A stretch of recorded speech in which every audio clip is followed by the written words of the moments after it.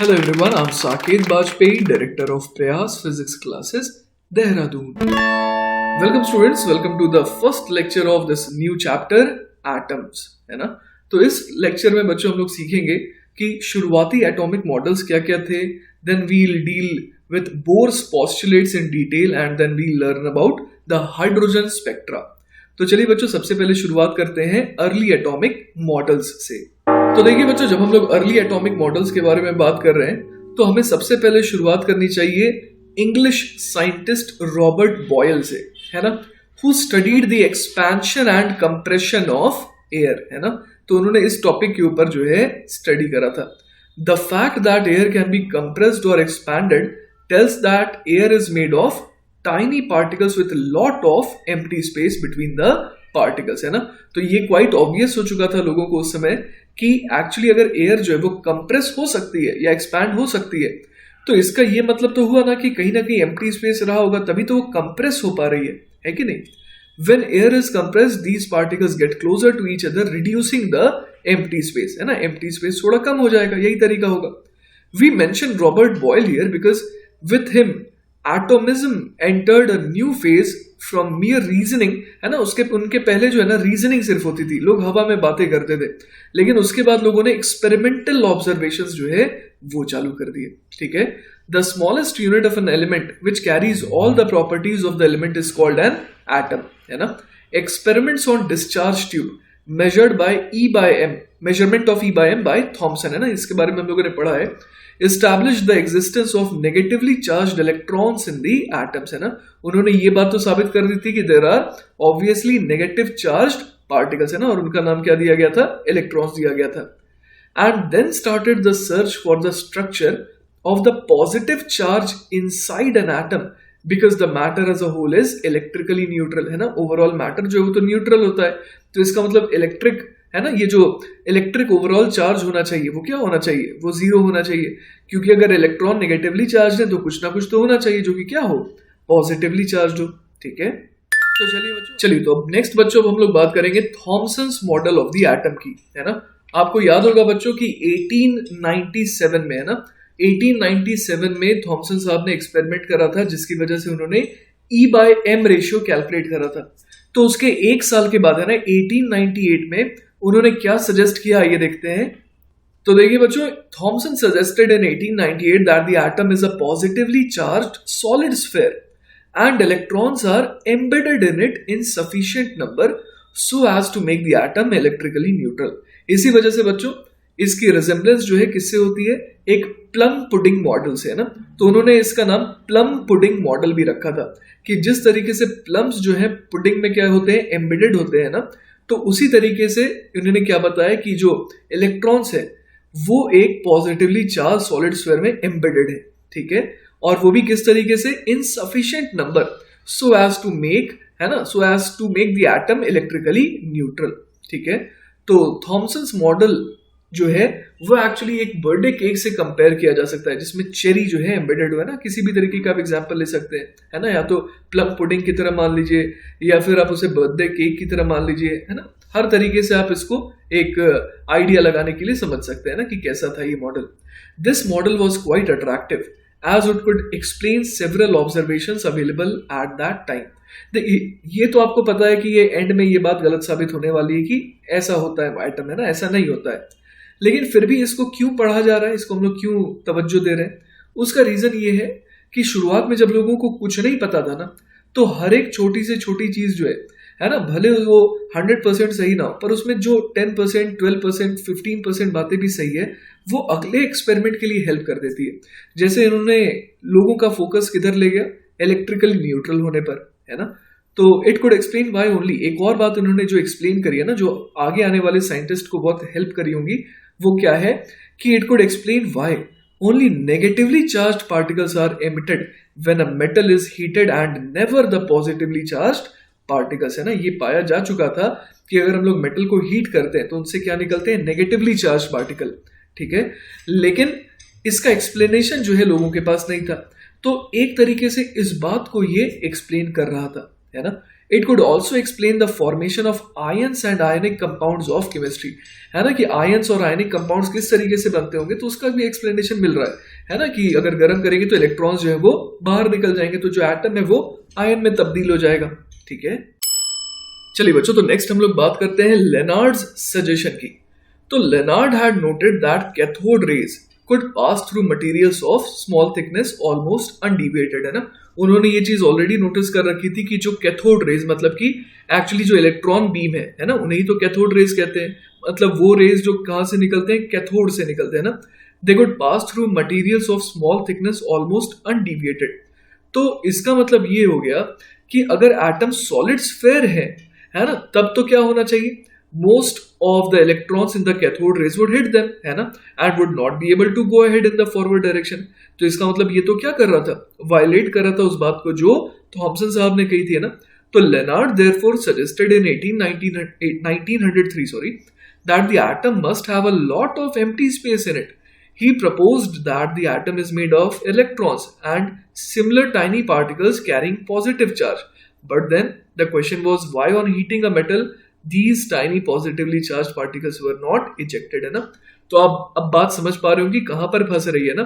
ये भी लोगों को समझ में आ गया कि इस तरीके से, है ना, एक केक की तरह या फिर एक पुडिंग की तरह जो है पॉजिटिव चार्ज नहीं होगा, है ना, उसको भी जो है क्या होना पड़ेगा, टाइनी पार्टिकल्स जैसा होना पड़ेगा, राइट। क्योंकि यहां पर हम लोग देख पा रहे थे कि उसके पास बहुत सारा एम्प्टी स्पेस होना चाहिए एटम के पास।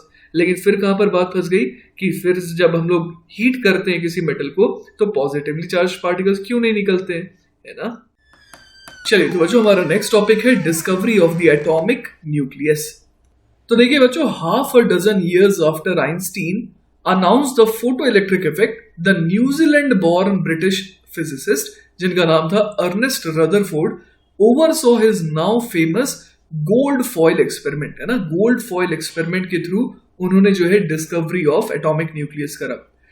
This significant experiment showed that the atom is mostly empty space, है ना। उन्होंने इस एक्सपेरिमेंट के थ्रू एक तो ये बात प्रूव करी, साथ ही साथ उन्होंने एक बहुत इंपॉर्टेंट बात बताई कि with most of its mass concentrated in the central region, जिसे क्या नाम दिया गया, द एटॉमिक न्यूक्लियस। तो देखते हैं बच्चों इनका एक्सपेरिमेंट एग्जैक्टली क्या था।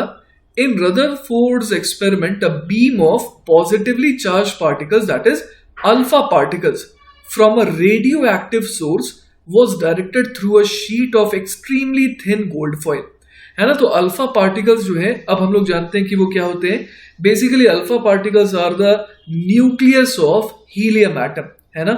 तो क्या किया उन्होंने, a beam of positively charged particles, जिसको अल्फा पार्टिकल्स कहते हैं हम लोग, from a radioactive source, है ना। रेडियो एक्टिव सोर्स जो है वो क्या हो जाएगा, जैसे कि रेडियम, है ना। रेडियम जो है वो कैसा एलिमेंट होता है, रेडियो एक्टिव होता है।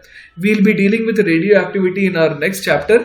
बस आप ये समझिए कि रेडियो एक्टिव एलिमेंट होने का मतलब क्या हुआ कि वो बहुत ही ज्यादा अनस्टेबल है और अपने स्टेबिलिटी को अटेन करने के लिए वो कुछ चार्ज्ड पार्टिकल्स को क्या करता है, एमिट करता है। ठीक है, तो देखते हैं यहां पर क्या बोला जा रहा है। So radioactive source was directed through a sheet of extremely thin gold foil, है ना। यहां पर आप देख पा रहे हैं कि एक बहुत पतली सी, है ना, गोल्ड फॉइल, है ना, उसका यूज करा गया, तो उससे जो है वो पास करा गया। Because alpha particles are thousands of times more massive than electrons, तो एक्सपेक्टेड क्या था इस वजह से कि जो स्ट्रीम ऑफ अल्फा पार्टिकल्स है would not be impeded as it passed through the atomic pudding.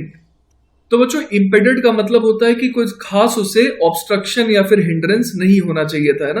क्योंकि ये जो अल्फा पार्टिकल्स हैं वो तो बहुत ज्यादा क्या होते हैं, मैसिव होते हैं एज कंपेयर टू इलेक्ट्रॉन्स। ठीक है, और यहां पर एटॉमिक पुडिंग क्यों लिखा है, क्योंकि उस समय तक जो है जो जे थॉमसन सर का मॉडल था, है ना, उसी को अप्रूवल मिला था फिलहाल। तो this was Indeed observed for the most part, है ना, मैक्सिमम लोकेशन में यही फील हुआ। नियरली, यहां पर देखिए नियरली वर्ड बहुत इंपॉर्टेंट है, सारे के सारे पार्टिकल्स नहीं बच्चों, लेकिन nearly all particles pass through the gold foil with little or no deflection and produced a spot of light when they hit a fluorescent screen beyond the foil, है ना। यहां पर आप देख पा रहे हैं कि यहां पर जिंक सल्फाइड की एक यहां पर क्या है, स्क्रीन है, जो कि क्या होती है, जो कि एक तरीके से फ्लोरोसेंट, है ना, फ्लोरोसेंट इफेक्ट देती है ना। तो यहां पर हम लोग देख पा रहे हैं कि क्या हुआ कि nearly all alpha particles pass through the gold foil, है ना, बिना कोई खास डेविएशन के पास कर गए। और क्या हुआ, ऑलमोस्ट नो डिफ्लेक्शन के साथ, and produced a spot of light, है ना। यहाँ पर एक जो यहाँ पर हमारे पास फ्लोरोसेंट स्क्रीन है ना जिंक सल्फाइड की, तो उस पर उसने क्या करा, उसने हिट करा और एक स्पॉट ऑफ लाइट प्रोड्यूस करा। ठीक है, अब यहां पर देखिए, लेकिन जो सबसे स्ट्रेंज बात है वो क्या हुई वो देखते हैं। But some particles were deflected from their straight line paths as they emerged, है ना। और उससे भी मजेदार बात तो यह है कि a few alpha particles were widely deflected, और कुछ तो इवन स्कैटर्ड बैकवर्ड हो गए, है ना, मतलब कुछ तो बिल्कुल रिबाउंड जैसा कर गया। तो ये सोचिए, ये बहुत ज्यादा स्ट्रेंज बात थी। ठीक है, दीज अल्फा पार्टिकल्स, इसका मतलब कि must have hit something relatively massive, लेकिन वो क्या हो सकता है, उस समय तो इसका प्रिडिक्शन था ही नहीं। Rutherford reasoned that the undeflected particles travelled through regions of the gold foil that were empty space. ठीक है, और यहां पर देखिए गोल्ड फॉइल को थिन क्यों लिया गया, क्योंकि ऑलमोस्ट हमें क्या मिले, एक एटम की लेयर जैसी मिले, है ना। वो तो खैर पॉसिबल नहीं है, पर कोशिश यही करेगी कि इतना पतला कर दिया जाए कि हमें ऐसा लगे कि एक एटम की लेयर है ना। इस तरीके से यहां पर गोल्ड फॉइल को यूज करा गया। तो while the small number of deflected particles were repelled from extremely dense positively charged central cores, है ना। तो रदरफोर्ड साहब ने रीजन क्या दिया, Rutherford reason that the undeflected particles travelled through regions of the gold foil that were empty space. ठीक है, जो किस्मत जिनकी अच्छी थी वो आराम से निकल गए, लेकिन जो small number of deflected particles थे वो ऑब्वियस है कि वो रिपेल हुए। किससे रिपेल हुए, तो extremely dense positively charged central course, और each atom he concluded must contain one of these cores which he named the atomic nucleus। तो देखिए बच्चों, यहाँ पर एक ग्राफ बना हुआ है और वो डायग्राम फिर से दिखाया गया है ना। यहाँ पर आप देख सकते हैं कि वो अल्फा सोर्स है ना, जहां से अल्फा पार्टिकल्स निकल रहे हैं, और ये रहा गोल्ड फॉइल जिसके ऊपर बॉम्बार्डमेंट हो रही है। ठीक है, अब जो है यहाँ पर देखिए डिटेक्टर को अलग अलग एंगल पर मूव करा गया ना। तो डिटेक्टर जो है जब अलग अलग एंगल पर मूव कर रहा था तो वो different number of alpha particles को डिटेक्ट कर रहा था। ठीक है, यहाँ पर हम लोगों ने यही पढ़ा ना कि अल्फा पार्टिकल गया और गोल्ड फॉइल से टकराया, फिर वो स्कैटर कर गया, है ना। तो अलग अलग एंगल फाई पर अलग अलग number of alpha particles detect हुए, तो उसी के बीच में एक ग्राफ बना हुआ है। मैक्सिमम देखिए, मैक्सिमम तो अनडिविएटेड चले गए, तो इसीलिए आप देख पा रहे हैं कि ऑलमोस्ट 0 डिग्री डिफ्लेक्शन वाले काफी ज्यादा है ना। लेकिन जैसे जैसे लोग स्कैटरिंग एंगल बढ़ाते जा रहे हैं वैसे वैसे देख रहे हैं कि नंबर ऑफ पार्टिकल्स डिटेक्टेड कम हो रहे हैं। लेकिन सबसे मजेदार चीज है कि नंबर ऑफ अल्फा पार्टिकल्स हैं जो इस बड़े एंगल के हिसाब से भी स्कैटर कर रहे हैं, है ना। तो ये बहुत स्ट्रेंज बात थी बच्चों। तो रदरफोर्ड जी जो है वो खुद ही बहुत ज्यादा हैरान हो गए थे। तो देखिए उन्होंने क्या कहा, we see that the most of the particles are scattered through rather small angles, but and this was the big surprise, a very small fraction of them are scattered through a very large angles approaching 180 degree। अगर exactly Rutherford साहब की भाषा में बात करें तो उन्होंने क्या कहा, it was quite the most incredible event that ever happened to me in my life।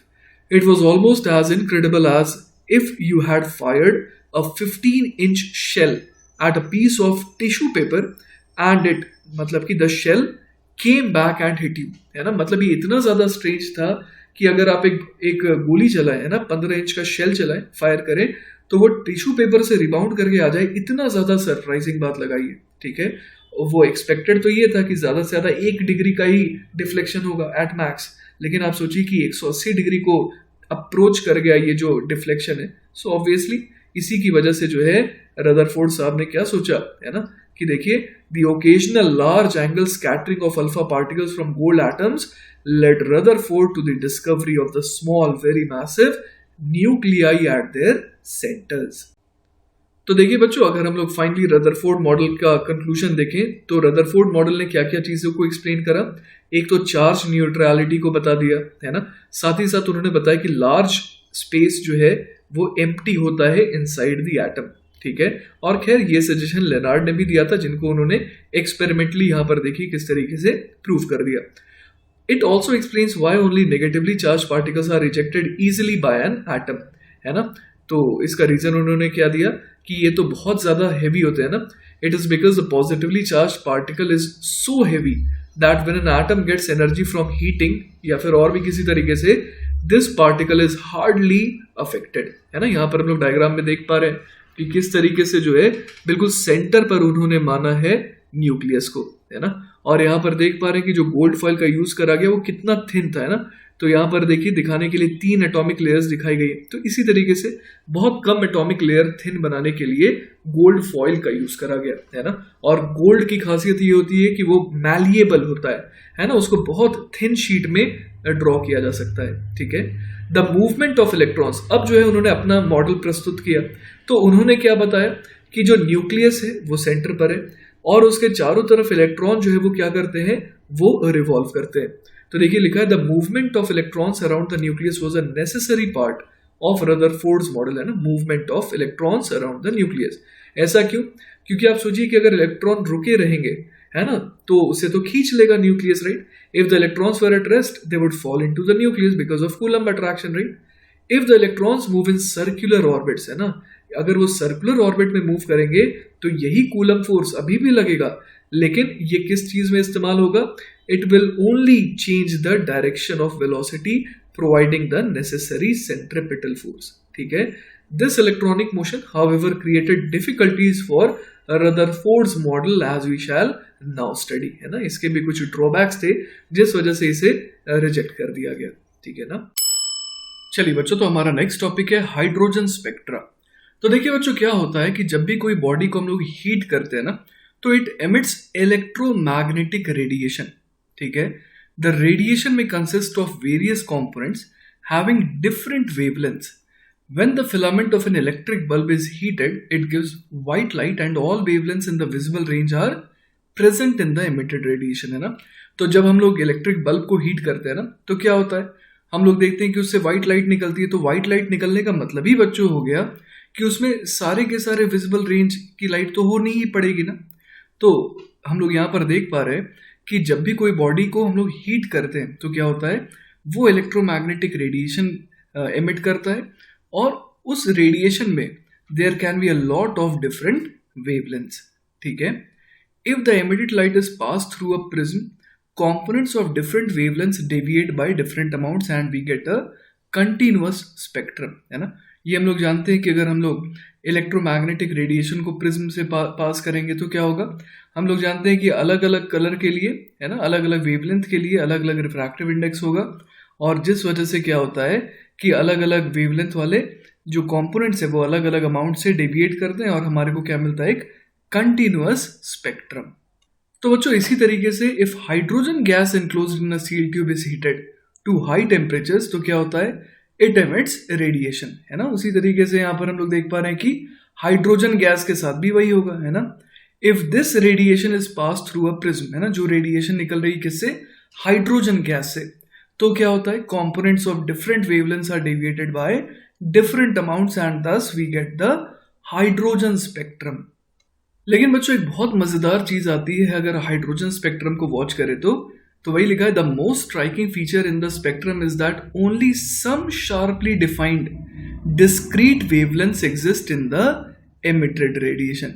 यहां पर हमारे को क्या मिलता है, हमारे को कुछ पर्टिकुलर, है ना, कुछ पर्टिकुलर वेवलेंथ ही मिलते हैं। जैसे कि बच्चों light of wavelength 656.3 nanometre is observed and then light of wavelength 486.1 nanometre is observed, है ना। मतलब कि 656.3 नैनोमीटर और 486.1 नैनोमीटर के बीच में और कोई भी वेवलेंथ जो है वो ऑब्जर्व नहीं होती है ना। Hydrogen atoms do not emit any radiation between these two wavelengths. इसके अलावा बच्चों ये भी देखा गया है कि हाइड्रोजन सैंपल, है ना, also emits radiation with wavelengths less than those in the visible range and also with wavelengths larger than those in the visible range, है ना। और ये जो wavelengths है they nicely fit in the equation 1 upon lambda equal to r multiplied by 1 upon n square minus 1 upon m square, है ना। ये पाया गया कि ये सारी की सारी wavelength इस इक्वेशन में बड़े आराम से फिट बैठती है, ठीक है, जहां पर n और m क्या है, these are integers और r की वैल्यू ये रही, ठीक है। चलिए बच्चों, तो हमारा नेक्स्ट सवाल है, an alpha particle with kinetic energy Ki equal to 5.3 mega electron volt happens by chance to be headed directly towards the nucleus of a neutral gold atom. What is its distance of closest approach d? मतलब कि least center to center separation to the nucleus. Assume that the atom remains stationary. तो देखिए बच्चों, ये हमारे पास diagram है ना, तो यहाँ पर हमारे को दे रखा है कि एक गोल्ड का एटम है ना, और ये गोल्ड का न्यूक्लियस है.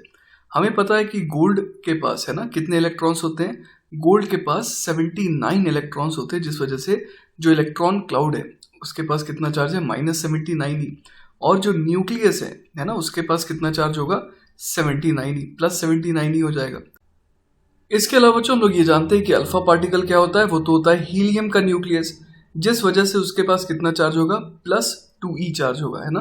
तो यहाँ पर हम लोग देख पा रहे हैं कि initially the particle sees a neutral atom, है ना. तो यहाँ पर जो है ये जो अल्फा पार्टिकल है वो बिल्कुल स्ट्रेट अवे हेड कर रहा है किसकी तरफ, इस न्यूक्लियस की तरफ. तो शुरुआत में जैसा कि हमें जानकारी दी गई है कि काइनेटिक एनर्जी कितनी थी इसकी, 5.30 मेगा इलेक्ट्रॉन वोल्ट, और शुरुआत में दोनों के बीच का सेपरेशन काफी ज्यादा था, इसीलिए हम लोग initial potential energy of the system को क्या कह सकते हैं, 0 कह सकते हैं. ठीक है. अब बच्चों सोचते हैं कि हमारी एक्सपेक्टेशन क्या है ना. हम लोग क्या सोच सकते हैं कि अब देखिए यहाँ पर क्या होना चाहिए कि जैसे जैसे ये अप्रोच करेगा इस न्यूक्लियस को, है ना, न्यूक्लियस के पास तो पॉजिटिव चार्ज है और अल्फा पार्टिकल भी पॉजिटिवली चार्ज है, तो धीरे धीरे क्या होना चाहिए, इसको रिपल्सिव फोर्स मिलना चाहिए, जिसकी वजह से क्या होगा, जिसकी वजह से इट शुड स्लो डाउन, है ना. तो हम लोग देख पा रहे हैं कि जैसे जैसे ये न्यूक्लियस की तरफ जाएगा वैसे वैसे उसकी काइनेटिक एनर्जी क्या होती जाएगी, कम होती जाएगी. 5.3 मेगा इलेक्ट्रॉन वोल्ट से कम हो रही है ना. तो इस समय मान लेते हैं कि सेपरेशन कुछ स्मॉल आ रहा है और इस समय अभी भी ये इसकी तरफ हेड कर ही रहा है ना. तो इस समय हम लोग देख पा रहे हैं कि काइनेटिक एनर्जी कम हुई है और पोटेंशियल एनर्जी जो है वो बढ़ गई है ना. तो हम लोग यहाँ पर क्या कह सकते हैं कि energy is being transferred from kinetic energy to potential energy. उसके बाद बच्चों एक ऐसा वक्त आना चाहिए जब क्या हो, दोनों के बीच में मिनिमम सेपरेशन आ जाए, स्मॉल डी, है ना. तो इस समय हम लोग समझ पा रहे हैं कि क्या होगा, the force has momentarily stop the particle, है ना. तो अब ये पार्टिकल जो है ये एक मोमेंट के लिए रुकेगा जरूर, है ना. और इस समय काइनेटिक एनर्जी फाइनल क्या हो जाएगी, अल्फा पार्टिकल की 0, और जो पोटेंशियल एनर्जी है ना वो क्या हो जाएगी सिस्टम की, 5.3 मेगा इलेक्ट्रॉन वोल्ट. ठीक है. तो इस समय हम लोग देख पा रहे हैं कि जो एनर्जी ट्रांसफर है ना, कहाँ से कहाँ तक का, काइनेटिक एनर्जी से पोटेंशियल एनर्जी तक का, वो पूरी तरीके से टेक प्लेस हो चुका है. इसके बाद बच्चों हम लोग क्या एक्सपेक्ट कर सकते हैं कि ये जो अल्फा पार्टिकल आया था, है ना, ये एक मोमेंट के लिए रुकने के बाद फिर वापस से ये रिवर्स गियर ले लेना, ये वापस से जो है बाहर जाने लगे in that same straight line, है ना. तो अब हम लोग देख पा रहे हैं कि एनर्जी क्या होगा, it will again start getting transferred back to kinetic energy, है ना. तो काइनेटिक एनर्जी अब धीरे धीरे क्या हो रही है, बढ़ रही है ना. पहले तो 0 हो गई थी, अब धीरे धीरे बढ़ रही है. इस समय फिलहाल काइनेटिक एनर्जी हम लोगों ने कितनी दिखाई है, <5.3 मेगा इलेक्ट्रॉन वोल्ट, और इस समय पोटेंशियल एनर्जी जो है कितनी दिखाई गई, greater than 0, है ना. अभी भी ये एक दूसरे के इंटरेक्शन में है. थोड़ी देर बाद क्या होगा कि ये इतना दूर चला जाएगा कि हम लोग मान सकते हैं कि पोटेंशियल एनर्जी जो है ऑलमोस्ट 0 हो गई और वापस से काइनेटिक एनर्जी इसकी रिकवर हो जाएगी. ठीक है. तो देखिए बच्चों, ये तो थ्योरेटिकल बात हो गई थी, अब इसे सॉल्व करने का टाइम आ गया है. हम लोग क्या लिख सकते हैं, initial kinetic energy plus initial potential energy is equal to final kinetic energy plus final potential energy. शुरू में जब दोनों वाइडली सेपरेटेड थे तब हम लोग क्या कह सकते हैं कि पोटेंशियल एनर्जी 0 थी और जो भी एनर्जी थी वो काइनेटिक एनर्जी के फॉर्म में थी. बाद में क्या हुआ, काइनेटिक एनर्जी फाइनल 0 हो गई अल्फा पार्टिकल की. अब उसके पास जो भी एनर्जी है it is in the form of potential energy, और पोटेंशियल एनर्जी का फॉर्मूला हमें पता ही है, k q1 q2 upon r, है ना. तो k हो जाएगा 1/4πε0, q1 हो जाएगा अल्फा पार्टिकल का चार्ज, फिर q2 हो जाएगा गोल्ड के न्यूक्लियस के पास जो चार्ज है वो हो जाएगा, और d जो है वो क्या हो जाएगा, मिनिमम सेपरेशन. ठीक है.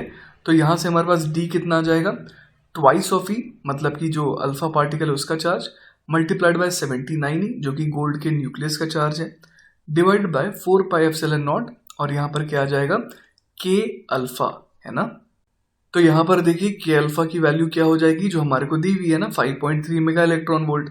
अब हम लोगों ने मेगा इलेक्ट्रॉन वोल्ट को किस में कन्वर्ट कर दिया, जूल में कन्वर्ट कर दिया, है ना. तो उसके लिए हम लोगों ने क्या करा, यहाँ पर हम लोगों ने सिंपली 1.6 × 10⁻³ से मल्टीप्लाई कर दिया. ठीक है. तो हमारा आंसर क्या आ रहा है 4.29 इंटू 10⁻⁻14 मीटर। अब ये जो दूरी आई ना, तो इस दूरी के बारे में देखिए क्या लिखा है कि this distance is considerably larger than the sum of the radii of the gold nucleus and the alpha particle. तो हम लोग समझ पा रहे हैं कि ये जो अल्फा पार्टिकल है वो अपने मोशन को रिवर्स कर लेता है without ever actually touching the gold nucleus, है ना, वो गोल्ड न्यूक्लियस को टच भी नहीं करता है और वापस कट लेता है।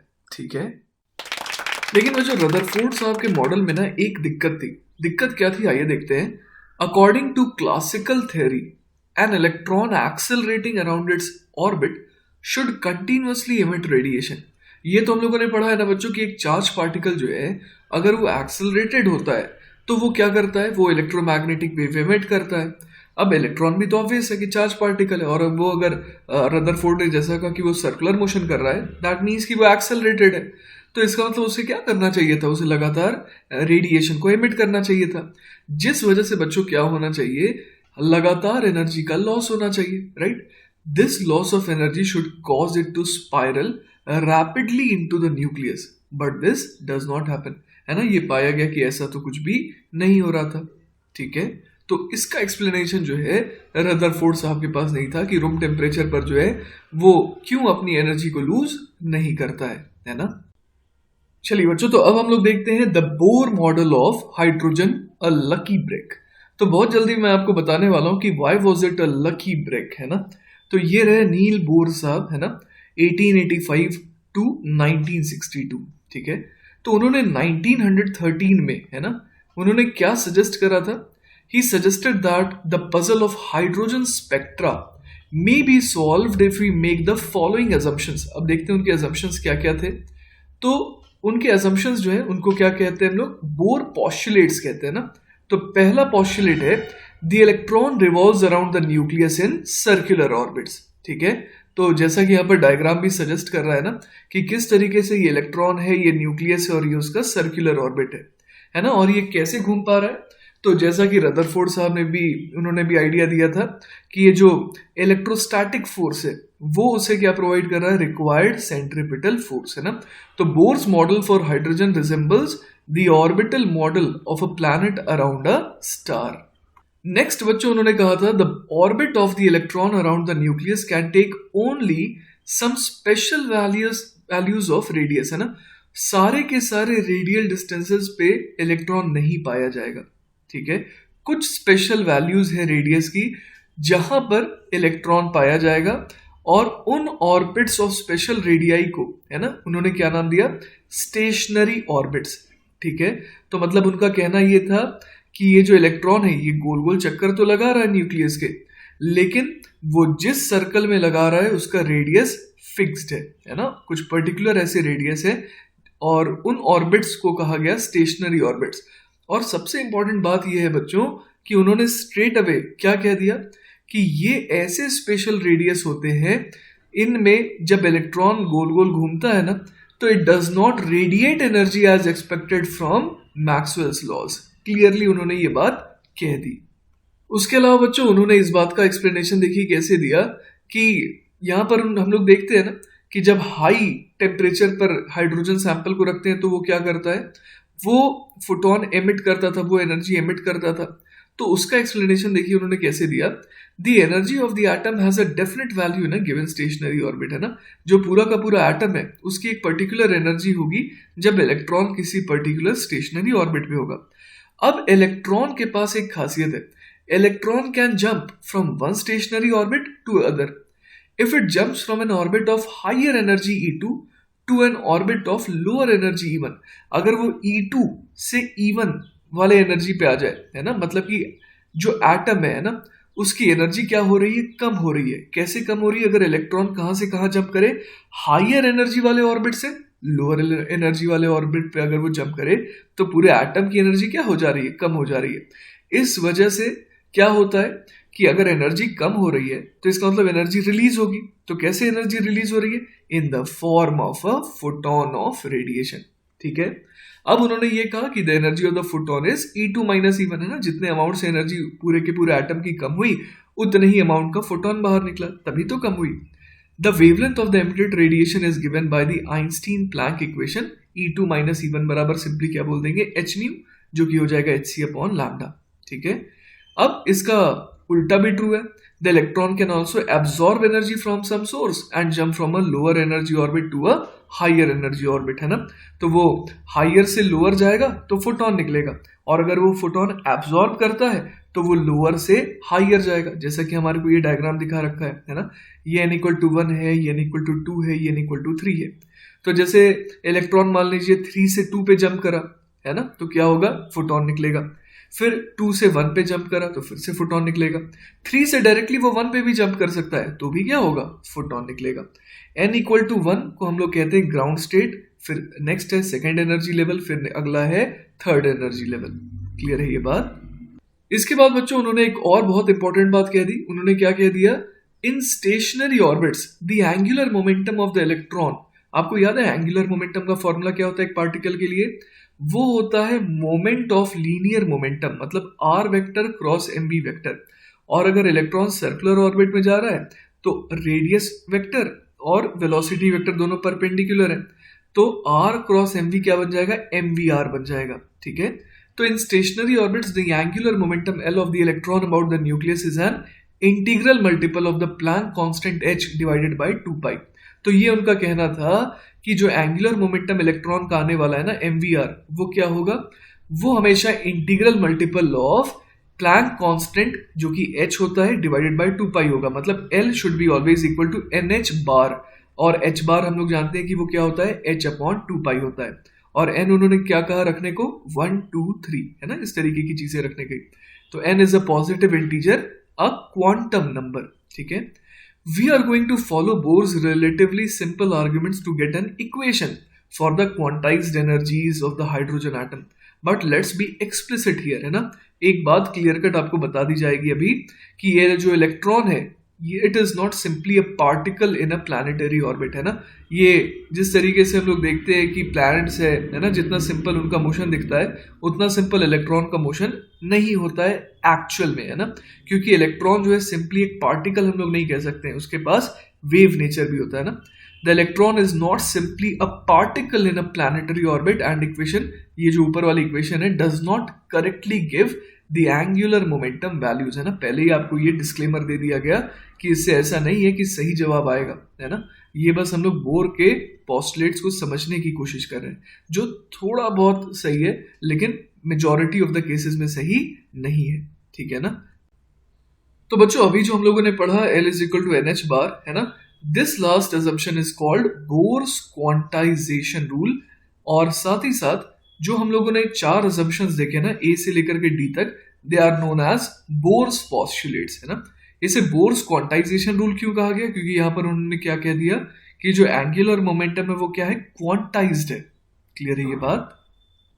अब देखिए बच्चों, जैसा कि आपको है ना, आपको ये बात काफी पजलिंग लग रही होगी, डाइजेस्ट नहीं हो रही होगी अच्छे से, कि ऐसा क्यों होता है कि ये जो स्टेशनरी ऑर्बिट का कॉन्सेप्ट है वो आया।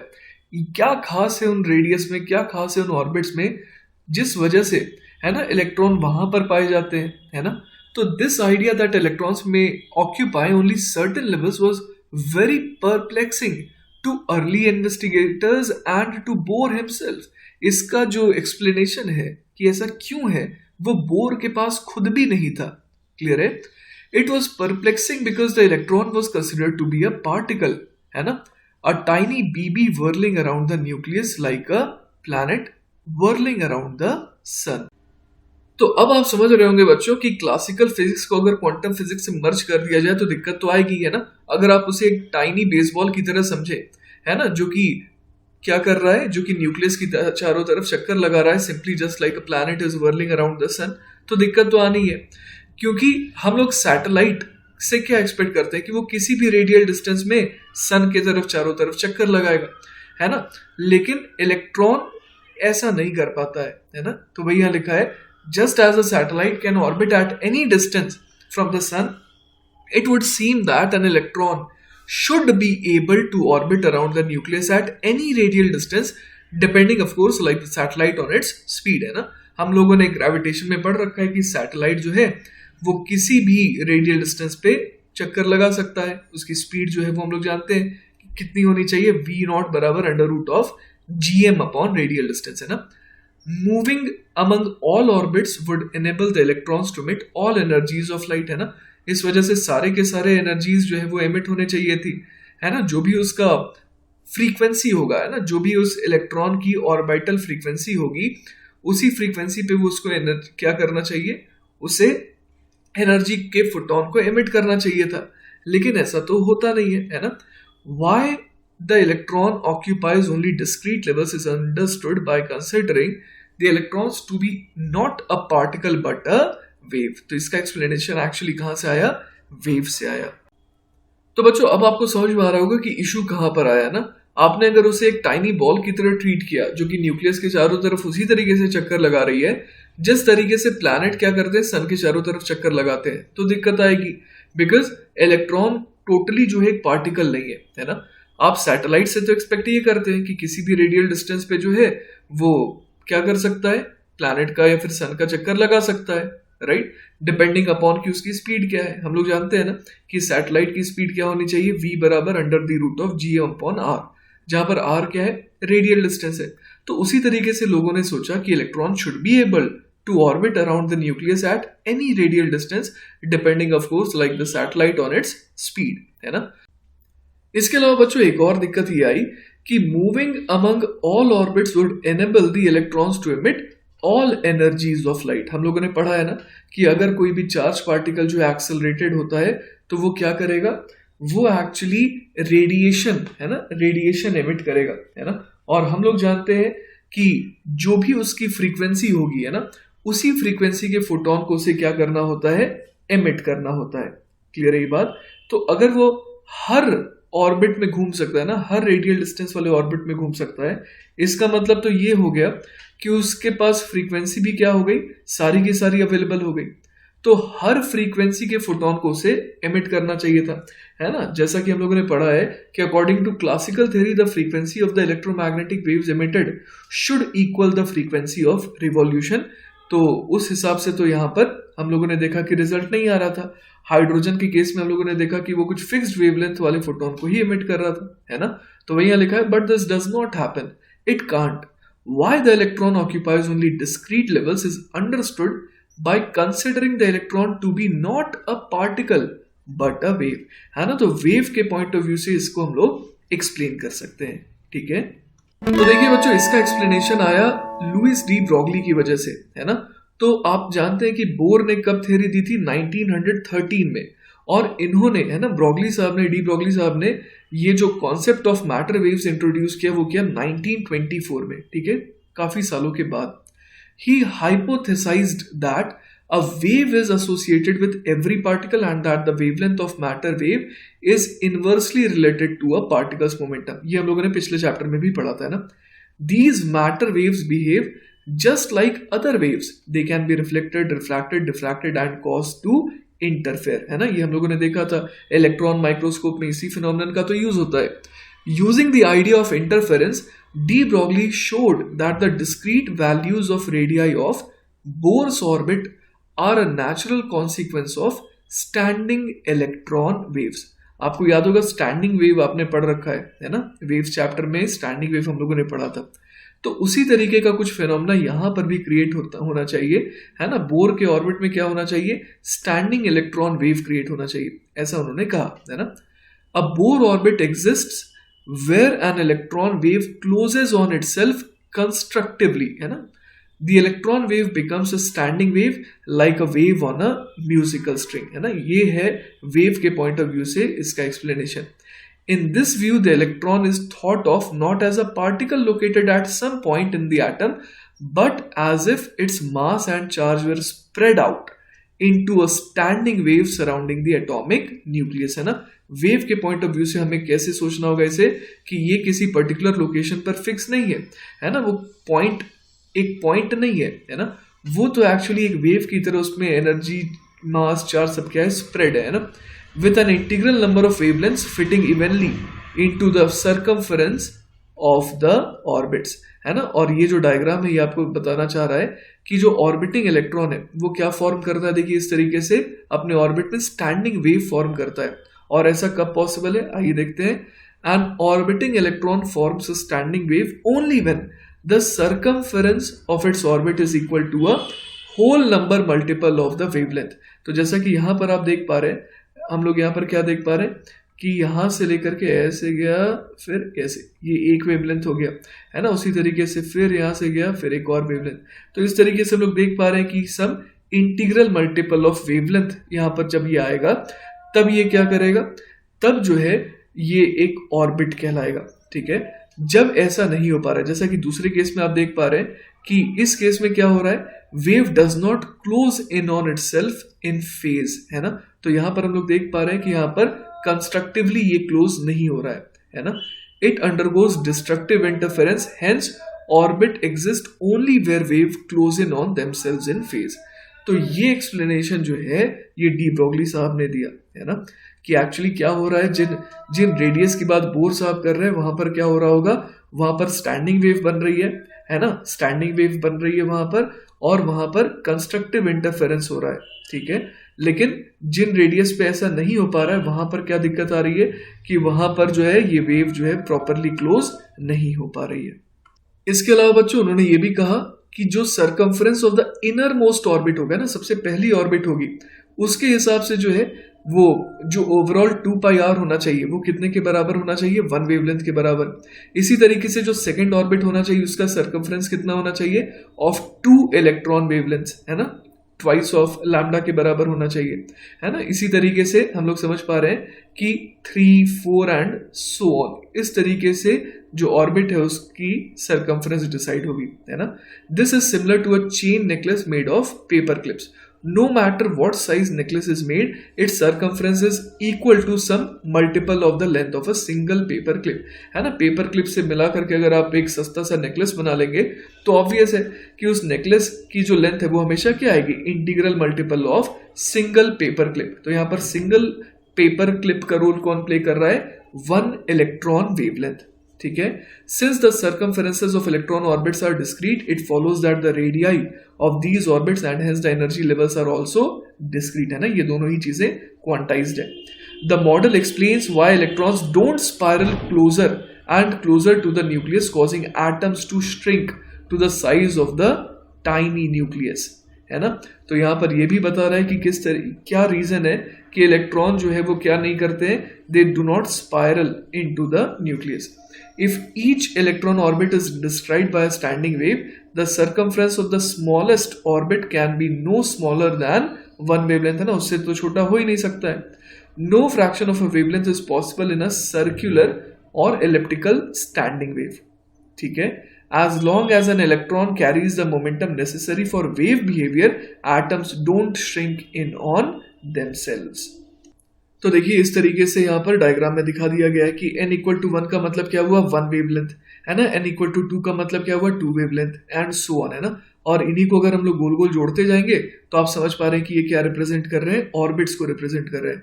बीच में कोई भी, है ना, और पॉसिबल नहीं है रेडियस, है ना। तो the electron orbits in an atom have discrete radii because the circumferences of these orbits are whole number multiples of the electron wavelength. This results in a discrete energy state for each orbit. Clear है ये बात। तो ये बहुत ही simplified diagram है। तो ये तो बच्चों बात थी 1924 की। अब अगर मोर modern wave model of the atom की बात करें तो अब जो है electron waves move not only around the nucleus but also in and out, toward and away from the nucleus, है ना। अब जो है ये 3D फिनोमिनन हो गया। The electron wave is spread out in 3 dimensions, है ना। वो अब 2D में इस तरीके से जो है इस पेपर के स्ट्रिप के अलोंग जो है ना अप एंड डाउन मोशन सिर्फ नहीं करता है, वो अब 3 डायमेंशन में मोशन करता है। ठीक है, leading to the picture of an electron cloud. As we shall see, this is a cloud of probability, not a cloud made up of pulverized electrons scattered over space. The electron when detected remains a point particle. तो यहाँ पर electron जो है उसकी एक बहुत ही विचित्र सी चीज फाइंड आउट करी गई है कि उसके पाए जाने की जो प्रोबेबिलिटी है ना, वो जो है डिसाइड करती है कि वो कहाँ पर पाया जा सकता है ना। लेकिन अगर उसे डिटेक्ट करने की बात हो तो वो एक पॉइंट पार्टिकल की तरह फाइंड आउट होता है। तो इसी वजह से हम लोग कहते हैं कि इसका डुअल नेचर है ना, वेव नेचर और पार्टिकल नेचर दोनों। ठीक है, पाए जाने की प्रोबेबिलिटी है बिकॉज ऑफ वेव, और जब डिटेक्ट करना होता है तो एक पॉइंट पार्टिकल की तरह डिटेक्ट होता है। तो बहुत ही मिस्टीरियस सी चीज है ये, ठीक है। चलिए तो बच्चों अब हम लोग बात करते हैं ऑर्बिटल एनर्जी की, है ना। तो ऑर्बिटल एनर्जी हम लोग देखने वाले बच्चों की वो क्वांटाइज्ड होने वाला है। तो आइए देखते हैं। Let us now use the above postulates to find the allowed energies of the atom for different allowed orbits of the electron, है ना। अलग अलग ऑर्बिट में जो इलेक्ट्रॉन घूमता है ना। The theory developed is applicable to hydrogen atoms and ions having just one electron, है ना।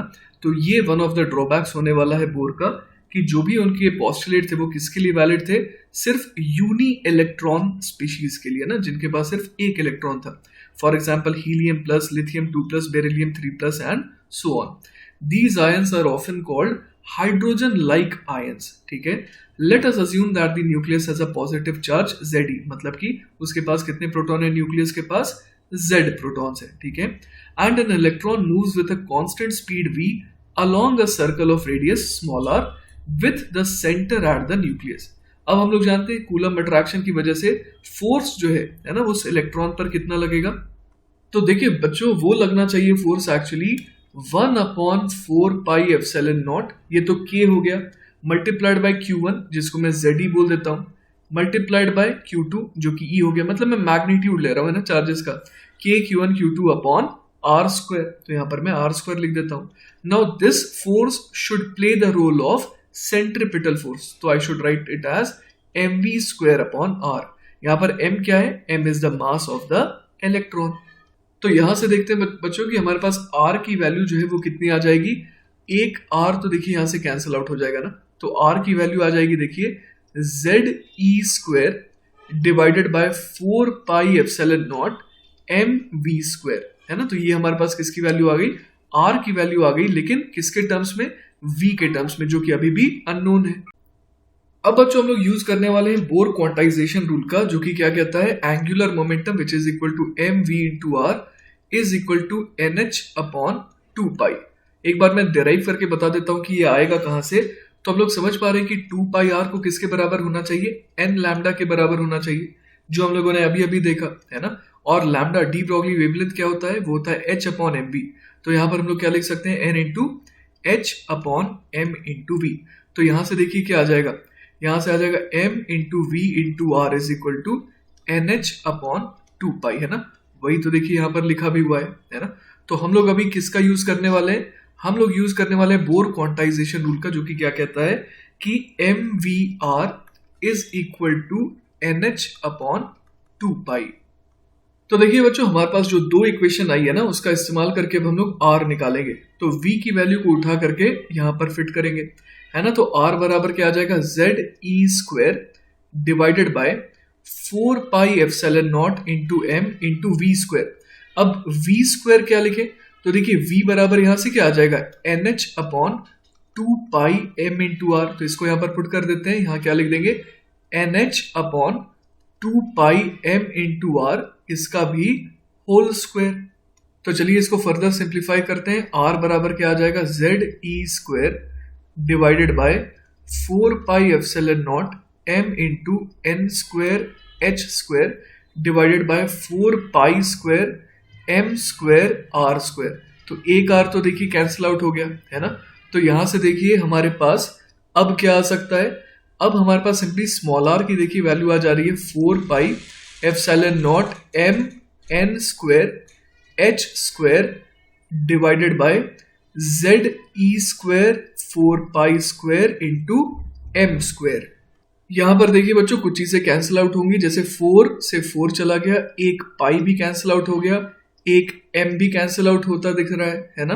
तो यहां से देखिए हमारे पास फाइनली स्मॉल r की वैल्यू क्या आ जा रही है, ये देखिए आ जा रही है ε0 h square n square whole divided by, है ना। और डिनोमिनेटर में देखिए क्या आ जा रहा है, पाई m Ze स्क्वायर। तो यहां पर बच्चों अगर आप ध्यान से देखेंगे तो आप ये हासिल करेंगे कि ε0 पाई, फिर इसके अलावा और क्या क्या चीजें हैं, m है, e स्क्वायर है, n स्क्वायर है, सॉरी h स्क्वायर है ना। ये सारी चीजें जो है बेसिकली ये तो कांस्टेंट है ना। मैं इनको यहाँ पर अलग से लूप में बना देता हूँ। तो देखिए बच्चों, यहां से क्या आ गया हमारे पास, एक बहुत ही important relation, R is proportional to N square upon Z, है ना। तो मेरे हिसाब से आपको ये जो इक्वेशन आई है ना, R proportional to N square upon z, ये हमेशा याद रखनी चाहिए। ठीक है, अब बच्चों हम लोगों ने R निकाल लिया। अगर R निकाल लिया है तो V भी निकाल सकते हैं ना, क्योंकि एम वी आर बराबर एन एच अपॉन टू पाई है। तो चलिए V निकालने की कोशिश करते हैं ना। तो हम लोग क्या लिख देंगे, M into V into are is equal to N H upon two pi. तो यहां से देखिए V बराबर क्या आ जाएगा, V बराबर हमारे पास आ जाएगा N into h divided by two pi into m into r. तो देखते हैं बच्चों, यहां पर हमारे पास V क्या आ जाता है, V की वैल्यू आ जाएगी N into h divided by two pi into m into, अब R की वैल्यू एज इट इज भर देते हैं, epsilon naught h square n square upon pi m z e square, है ना। तो क्या यहाँ पर कुछ चीजें कैंसिल आउट हो रही है, बिल्कुल हो रही है। m से देखिए m जो है वो कैंसिल आउट हो रहा है, इसके अलावा एक h भी कैंसिल आउट हो गया, राइट। पाई से देखिए पाई कैंसिल आउट हो रहा है ना। तो अब देखिए हमारे पास फाइनली जो v की का एक्सप्रेशन आ रहा है वो क्या आ रहा है, v इज इक्वल टू देखिए आ जा रहा है n जेड ई स्क्वायर। अच्छा, एक n भी तो देखिए कैंसिल आउट हो गया ना, n से एक n चला गया ना। तो यहां पर हमारे पास न्यूमरेटर बेसिकली कितना आ जा रहा है, वो आ जा रहा है E square into Z divided by twice of epsilon naught into H into N आ जा रहा है ना। तो बच्चों इस बार अगर हम लोग एक्सप्रेशन को देखें तो E square upon two epsilon naught H, है ना, ये वाली टर्म क्या है, कांस्टेंट है। तो हम लोग देख पा रहे हैं कि v क्या आ जा रहा है, प्रोपोर्शनल टू z अपॉन n, है ना। तो अगेन ये भी एक बहुत इंपॉर्टेंट रिलेशन है, that is v proportional to z अपॉन n। मेरा कहना ये है कि आप इसे भी हमेशा याद रखिएगा। इसके अलावा बच्चों एक और चीज देखिए कि अगर r में, है ना, r में मैं अगर n इक्वल टू 1 रख दूं एंड z इक्वल टू 1 रख दूं, तो ये मुझे क्या देगा, ये मुझे एक्चुअली देगा फर्स्ट ऑर्बिट हाइड्रोजन एटम का, है ना। तो उस केस में देखिए यहां पर जो रिजल्ट आएगा वो क्या आएगा, R1, है ना। R1 की वैल्यू एक्चुअली आ जाती है 53 पिकोमीटर, है ना, मतलब कि 53 into 10 to the power minus 12 metre. ठीक है, इसको नाम दिया जाता है बोर रेडियस, ठीक है, और इसको डिनोट जनरली करते हैं ए नॉट से, है ना। तो अगर मैं जनरलाइज्ड इक्वेशन यूज करूं तो R की, है ना, R के वैल्यू जो है ना, अगर मैं nth ऑर्बिट की बात करूं तो ये क्या हो जाएगा, n square A not upon Z, है ना। तो ये हमारे पास एक जनरलाइज्ड इक्वेशन आ गई किसके लिए, radius of the nth orbit के लिए, चाहे वो किसी भी यूनी इलेक्ट्रॉनिक स्पीशीज की बात करें ना, z यहाँ पर वही बता रहा है। ठीक है, नेक्स्ट बच्चों अगर अब हम लोग बात करें काइनेटिक एनर्जी की, तो वो क्या हो जाएगा, half into m into we square हो जाएगा। सही है, तो अब यहाँ पर हम लोग v की वैल्यू रख देते हैं, है ना। तो अगर हम लोग यहाँ पर v की वैल्यू रख देंगे तो देखते हैं क्या आ जाएगा, half into m into v हम लोगों ने निकाल रखा था, वो आया था z e square divided by two epsilon naught into n into h, है ना, यही आया था। तो अब इसका क्या करना है, हमारे को स्क्वायर करना है ना। तो काइनेटिक एनर्जी देखते हैं यहाँ से क्या आ जाती है, काइनेटिक एनर्जी आ जाएगी m z square e to the power 4 divided by, यहाँ पर 2 टू ज़ 4 टू ज़ 8 आ जाएगा, epsilon naught square into n square into h square. तो ये आ गया बच्चों काइनेटिक एनर्जी का एक्सप्रेशन। इसके अलावा बच्चों अगर हम लोग potential energy of the atom की बात करें ना, पोटेंशियल एनर्जी अगर एटम की बात करें तो वो कितनी हो जाएगी, वो हम लोग जानते हैं फॉर्मूला क्या लगाना होगा, के Q1 Q2 अपॉन आर, है ना, यही फॉर्मूला लगाना होगा। तो चलिए फॉर्मूला लगाते हैं और ये क्या आ जाएगा, k की वैल्यू है 1/4 पाई एप्सिलॉन नॉट, Q1 कितना हो जाएगा, लेटर से चार्ज ऑन द इलेक्ट्रॉन, वो तो माइनस ही है, फिर Q2 हो जाएगा Z टाइम्स ही प्रोटॉन, है ना, प्रोटॉन अगर Z है तो Z ही चार्ज हो जाएगा, डिवाइडेड बाय रेडियस। तो अगर रेडियस की वैल्यू यहाँ पर भर देना तो पोटेंशियल एनर्जी की जो वैल्यू है वो आ जाती है minus m z square e to the power 4 whole divided by 4 epsilon naught square into h square n square, है ना। तो ये किसकी वैल्यू आ गई, पोटेंशियल एनर्जी की, जो कि कितनी है, minus m z square e to the power 4 upon 4 epsilon naught square h square n square, है ना। तो देखिए हम लोगों ने दो दो चीजें निकाल ली, काइनेटिक एनर्जी भी निकाल लिया और पोटेंशियल एनर्जी भी निकाल लिया, है ना। ये जो पोटेंशियल एनर्जी आया है ये कब आया है, ये तब आया जब हम लोगों ने ये असम्पशन लिया कि if potential energy is equal to zero when nucleus, है ना, जब nucleus and electron are widely separated, है ना, आर वाइडली सेपरेटेड। क्योंकि आपको याद है कि ये जो फॉर्मूला हम लोगों ने यूज करा k(q1 q2 अपॉन r), ये कब वैलिड है? जब हम लोग पोटेंशियल एनर्जी को जीरो मान रहे हैं सिस्टम की, when the two charges are infinitely separated. ठीक है, तो देखिए बच्चों, अब हम लोग नेक्स्ट क्या निकाल सकते हैं? टोटल एनर्जी, है ना। अब हम लोग निकाल सकते हैं काइनेटिक एनर्जी और पोटेंशियल एनर्जी को ऐड करके टोटल एनर्जी निकाल सकते हैं ना, ऑफ द एटम, है ना। तो ये कितना आ जाएगा? तो बड़े आराम से हम लोग देख पा रहे हैं कि यहाँ पर 1/8 है और यहाँ पर -1/4 है। तो अगर इन्हें ऐड कर देंगे तो ये कितना आ जाएगा? -mz² e⁴ divided by 8ε0² h²n²। ठीक है, तो ये क्या आ गया? एक तरीके से टोटल एनर्जी जो है वो कितनी आ रही है? पोटेंशियल एनर्जी डिवाइडेड बाई 2 आ रही है। या फिर इसको देखने का एक और तरीका है कि ये कितनी आ जा रही है? नेगेटिव ऑफ काइनेटिक एनर्जी, है ना। तो टोटल एनर्जी का ये रिलेशन आ गया हमारे पास। एक और चीज देखिए बच्चों, किसी भी एनर्जी की अगर बात करें तो एनर्जी किसके प्रोपोर्शनल आ रही है? एनर्जी जो है वो प्रोपोर्शनल टू आ रही है z² अपॉन n² के, है ना। तो ये भी एक इंपॉर्टेंट रिलेशन है जो आप ध्यान रख सकते हैं हमेशा, है ना। तो दिस इज वेरी इंपॉर्टेंट।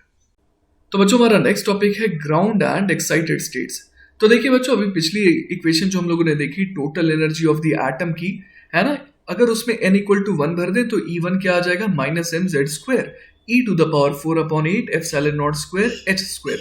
अब अगर इसमें भी अगर हम लोग z = 1 भर दें तो ये क्या दे देगा हमें? हाइड्रोजन एटम के लिए टोटल एनर्जी दे देगा इन द स्टेट n = 1। तो अगर इसकी वैल्यू कैलकुलेट की जाए तो ये वैल्यू आती है E1 = -13.6 इलेक्ट्रॉन वोल्ट, है ना। तो this is the energy when the electron revolves in the smallest allowed orbit r = a0, that is the one with radius 0.053 nanometre. ठीक है, अब अगर जनरलाइज करें तो En, है ना, वो कितना हो जाएगा? E1/n², है ना। मतलब कि हाइड्रोजन एटम के केस में अगर इलेक्ट्रॉन nth शेल में रिवॉल्व कर रहा है तो हम लोग एनर्जी उस एटम की कितनी कह देंगे? -13.6 इलेक्ट्रॉन वोल्ट अपॉन n² कह देंगे। ठीक है, अब देखिए बच्चों, energy in the state n = 2 is, वो कितना हो जाएगा?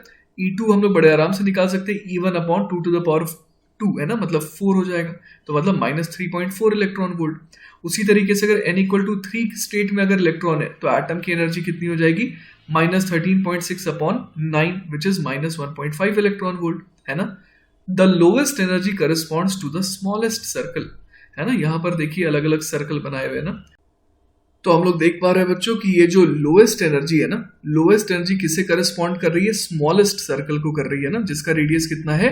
r1 है। ठीक है, note that the energy is negative. और इसका मतलब ये हो गया कि अगर एनर्जी नेगेटिव है तो लार्जर मैग्नीट्यूड होने का मतलब क्या हो गया? Lower energy.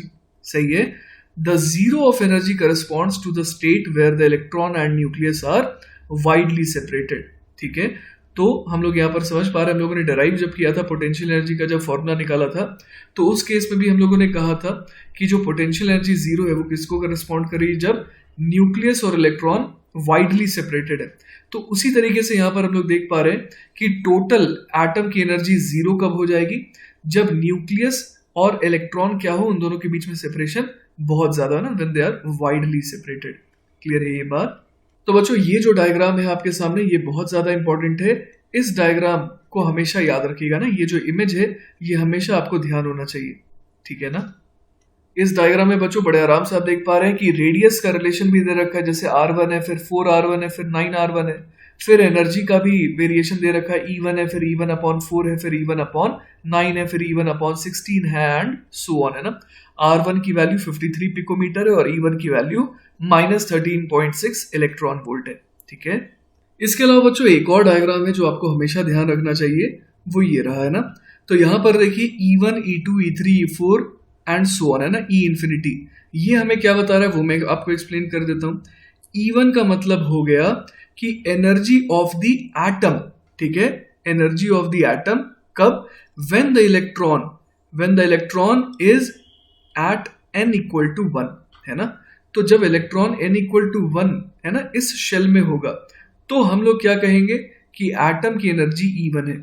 जब इलेक्ट्रॉन जंप करके कहाँ चला गया होगा, n=2 पर, है ना। और वो जंप कैसे करेगा, तो वो इनकमिंग फोटोन को एब्जॉर्ब करके जंप करता है ना। तो अगर उसको एनर्जी मिल गई तो वो क्या करेगा, n=1 से हो सकता है कि n=2 पे चला जाए। तो उस केस में जो एटम है ना, उसकी एनर्जी कितनी हो जाएगी, -3.4 इलेक्ट्रॉन वोल्ट। और एक और बात ध्यान रहे कि हम लोग किस एटम की बात कर रहे हैं, स्ट्रिक्टली हाइड्रोजन एटम की बात कर रहे हैं, ठीक है ना। अब देखिए बच्चों, यहाँ पर कुछ चीजें और भी लिखी हुई है, Lyman series, Balmer series, Paschen series and so on, है ना। तो यहाँ पर लाइमन सीरीज का मतलब क्या हुआ कि जैसे मान लीजिए कि इलेक्ट्रॉन n=2 पे था, अब वहां से वो कूद करके कहाँ गया, n=1 पे आ गया, ठीक है। तो अगर वो 2 से 1 पर आएगा तो ऑब्वियस है कि एनर्जी क्या हो रही है एटम की, वो कम हो रही है ना। एनर्जी एटम की क्या हो रही है, कम हो रही है। तो हम लोग क्या कहेंगे कि एटम ने एनर्जी कम कैसे करी, बाय रिलीजिंग अ फोटोन, ठीक है ना। तो जो फोटोन रिलीज हो रहा है ना, वो किस सीरीज में लाई करेगा, वो लाई करेगा लाइमन सीरीज में। लाइमन सीरीज, है ना, लाइमन सीरीज की खासियत ये होती है कि वो अल्ट्रा वायलेट रीजन में लाई करता है।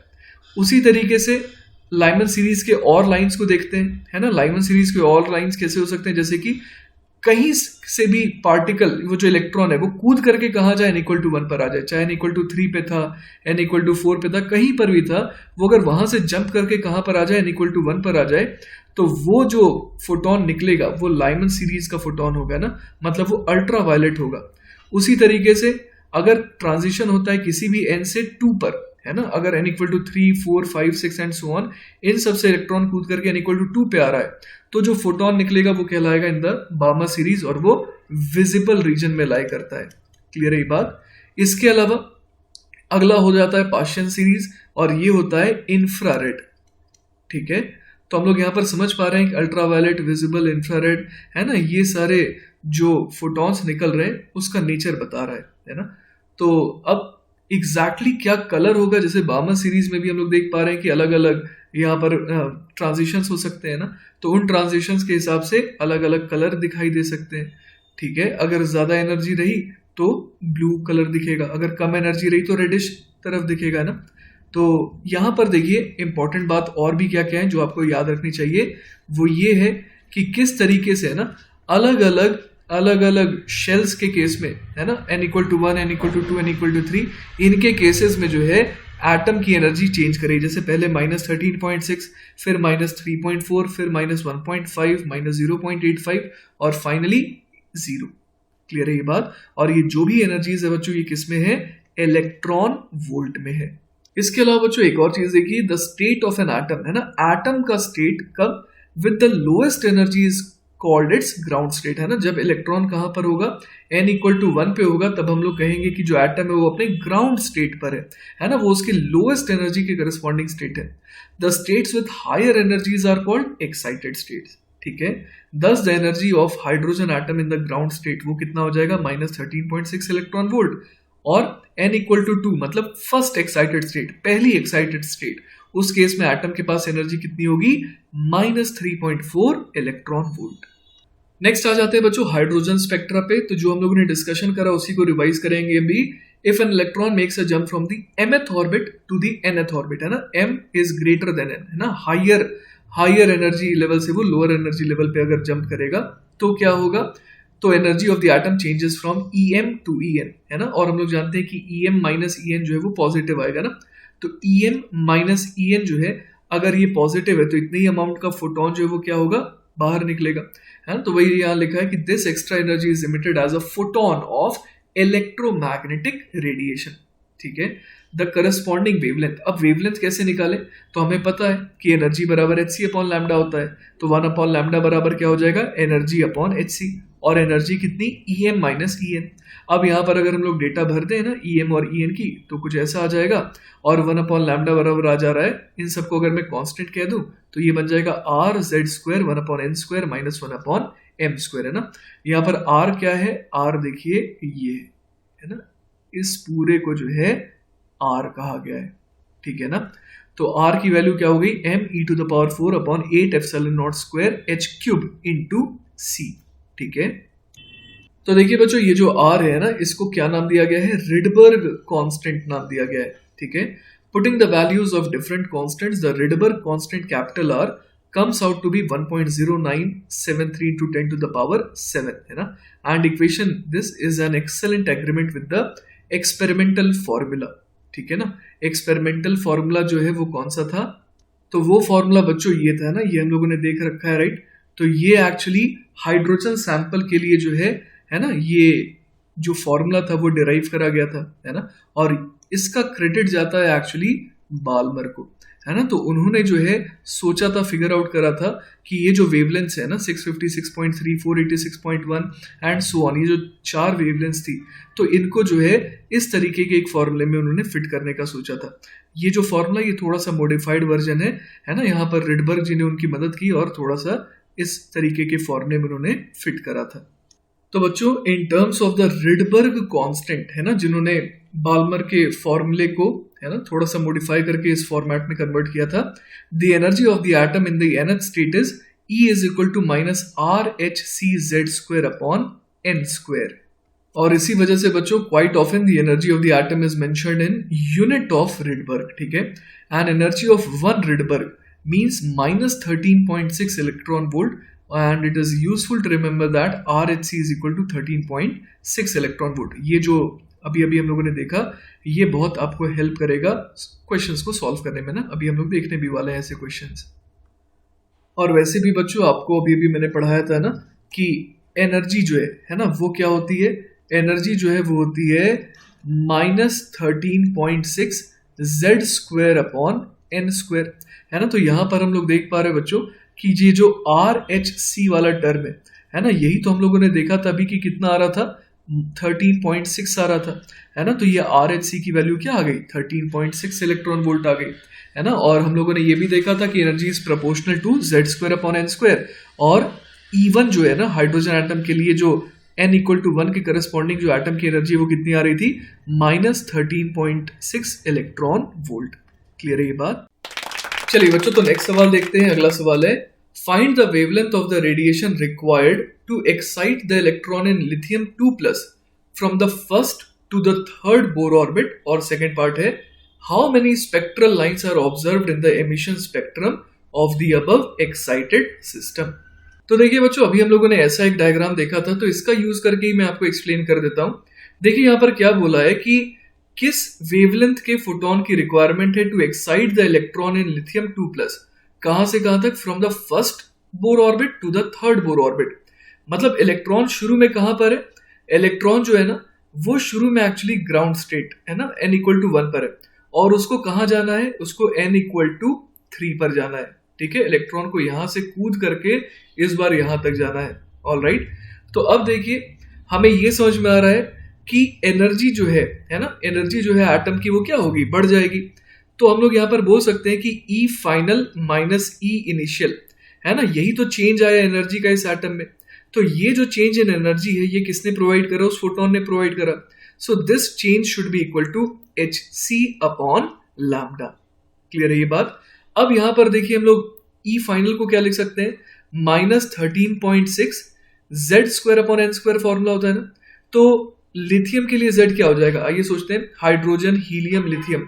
तो यहां पर Z की वैल्यू 3 हो जाएगी, है ना. तो यहां पर हम लोग क्या लिख देंगे? -13.6 Z स्क्वायर के बदले 3 का स्क्वायर अपॉन n स्क्वायर. तो फाइनली n की वैल्यू तो 3 हो गई, तो 3 का स्क्वायर माइनस E इनिशियल कितना हो जाएगा? -13.6. Z की वैल्यू तो अभी भी खैर 3 ही रहेगी. 3 स्क्वायर अपॉन n की वैल्यू 1 है ना, 1 का स्क्वायर. तो ये हो गया हमारे पास क्या? ये हमारे पास आ गया चेंज इन एनर्जी, है ना. इसको किसके बराबर कर दे? hc अपॉन लैम्डा के, राइट. तो यहां पर मैं लिख देता हूं hc अपॉन लैम्डा. तो चलिए कैलकुलेट करते हैं कि कितना आ जाएगा. यहां से लैम्डा की वैल्यू देखिए आ जाएगी hc मल्टीप्लाइड बाय, यहां पर जो एलसीएम है वो कितना आ जाएगा? 9 आ जाएगा. तो यहाँ 9 आ गया, है ना. और डिनोमिनेटर में क्या आ जाएगा? डिनोमिनेटर में आ जाएगा 13.6 मल्टीप्लाइड बाय, और ये कितना बन जाएगा बच्चों? यहाँ पर 9 जो है वो तो कॉमन बाहर आ जाएगा, है ना. और अंदर कितना आ जाएगा? 9 - 1 विच इज 8. ठीक है. अब बच्चों यहाँ पर देखिए hc को हम लोग क्या लिख सकते हैं? hc को हम लोग लिख सकते हैं 1242 इलेक्ट्रॉन वोल्ट नैनोमीटर, है ना. तो यहाँ पर देखिए जो लेफ्ट साइड में एनर्जी थी वो भी किस में थी? इलेक्ट्रॉन वोल्ट में थी. तो अब देखिए यहाँ से लैम्डा जो है वो किस में आ जाएगा, नैनोमीटर में आ जाएगा ना। तो 1242 मल्टीप्लाइड बाय 9 डिवाइडेड बाय क्या कर दे 13.6 इंटू 9 इंटू 8, ये तो हो जाता है 72, है ना। तो यहाँ पर फिर से ये 9 8 से 72 आ गया, ठीक है। तो बच्चों इसको सॉल्व करने पर ये आ जा रहा है 11.4 नैनोमीटर, है ना। तो लैम्डा है ना, लैम्डा ही तो हमारे को निकालना था, वेवलेंथ निकालना था। तो पहला पार्ट देखिए हमारे पास आ गया ना, ये पहले पार्ट का जवाब है। अब देखिए बच्चों सेकंड पार्ट में क्या बोला गया है कि how many spectral lines are observed in the emission spectrum of the above excited system. तो क्या होगा बच्चों कि जब ये इलेक्ट्रॉन यहाँ n=3 पर पहुंच गया, अब ये एटम जो है ये तो एक्साइटेड लेवल पे पहुंच गया, तो ऑटोमेटिकली क्या चाहेगा, ये डी एक्साइट होना। तो इस वजह से क्या होगा, ये जो इलेक्ट्रॉन है ये वापस से लोअर एनर्जी लेवल पे जंप करने की कोशिश करेगा ना। तो देखिए क्या क्या पॉसिबिलिटीज है, सारे यहाँ पर डायग्राम में शो कर रखे हैं। या तो वो 3 से 2 आ सकता है, फिर 2 से 1 आ सकता है, या तो डायरेक्टली 3 से 1 पे आ सकता है ना। तो हर ट्रांजिशन के करस्पॉन्डिंग देखिए एक एक फोटोन निकलेगा, है ना। तो टोटल कितने नंबर ऑफ फोटॉन्स निकल सकते हैं, मतलब कितने वैरायटी के फोटॉन्स निकल सकते हैं, 3 वैरायटी के फोटॉन्स निकल सकते हैं, है ना। एक हो जाएगा बच्चों n=3 से 2 के करस्पॉन्डिंग, एक 2 से 1 के करस्पॉन्डिंग, और एक डायरेक्टली 3 से 1 के करस्पॉन्डिंग। तो 3 जो है वो हमारा क्या हो जाएगा बच्चों, आंसर हो जाएगा, ठीक है। चलिए बच्चों तो नेक्स्ट सवाल देखते हैं। अगला सवाल है how many spectral lines are emitted by atomic hydrogen excited to the nth energy level. तो देखिए बच्चों यहां पर हमारे को क्या बोल दिया गया है कि एक इलेक्ट्रॉन है जो किस लेवल पर है, किस एनर्जी लेवल पर है, nth एनर्जी लेवल पर है ना। तो ये मान लीजिए n है, ये n-1 है, ये n-2 है, ऐसे करते करते यहां पर आएगा ग्राउंड लेवल, ठीक है। ये n बराबर मैं क्या कह दूंगा, इसे n बराबर 1 कह दूंगा। तो ये इलेक्ट्रॉन जो है वो कहां पर है, वो इस समय यहां पर है, ठीक है। मैंने रफली एक डायग्राम शो करा है ताकि आपको समझा पाऊं मैं। तो देखिए जब ये n पर है तो यहां से क्या क्या ट्रांजिशंस पॉसिबल है। n से देखिए एक ट्रांजिशन पॉसिबल है n=1 तक का, एक n=n-2 तक का, एक n-1 तक का, है ना। ऐसे करते करते टोटल कितने ट्रांजिशंस पॉसिबल है, ऐसे आप देख सकते हैं कि n-1 ट्रांजिशंस पॉसिबल है ना। अब जब ये n-1 पर आ जाए, मान लीजिए कि n-1 पर ये आ गया ना, अब यहां से कितने ऐसे ट्रांजिशंस पॉसिबल है, ये वाला पॉसिबल है, ये वाला पॉसिबल है, और इस तरीके से करते करते टोटल कितने पॉसिबिलिटीज हैं, n-2 पॉसिबिलिटीज हैं। और इसमें से कोई भी जो हम लोग देख रहे हैं ट्रांजिशन वो पहले वाले में इंक्लूडेड नहीं है। इसी तरीके से जब वो n-2 पर आएगा तब क्या क्या पॉसिबल है, आप समझ पा रहे हैं कि इसके नीचे कितने कितने यहाँ पर लेवल्स हैं, n-3 लेवल्स हैं। तो उन सब पर ये डायरेक्टली कूद सकता है ना। तो यहाँ पर हम लोग लिख देंगे n-3, और ऐसे करते करते हम लोग कहाँ तक जाएंगे, जब ये n बराबर 2 तक चला जाएगा तो फिर एक ही पॉसिबिलिटी होगी कि n बराबर 2 से ही n बराबर 1 पर जा सकता है। तो आखिर में एक 1 ऐड कर देंगे। तो एक तरीके से अगर इसको पलट करके देखें तो ये क्या बन गया, 1 + 2 + 3 प्लस कब तक जाना है, n-1 तक जाना है। तो एक तरीके से हमारे को सिंपली क्या ऐड करना है, हमारे को फर्स्ट n-1 है ना, फर्स्ट n-1 नेचुरल नंबर्स को ऐड करना है। तो कैसे करेंगे, तो बच्चों मैं आपको रिमाइंड करा दूं कि अगर फर्स्ट n नेचुरल नंबर्स के समेशन की बात आती थी तो फॉर्मूला होता था n × n+1/2।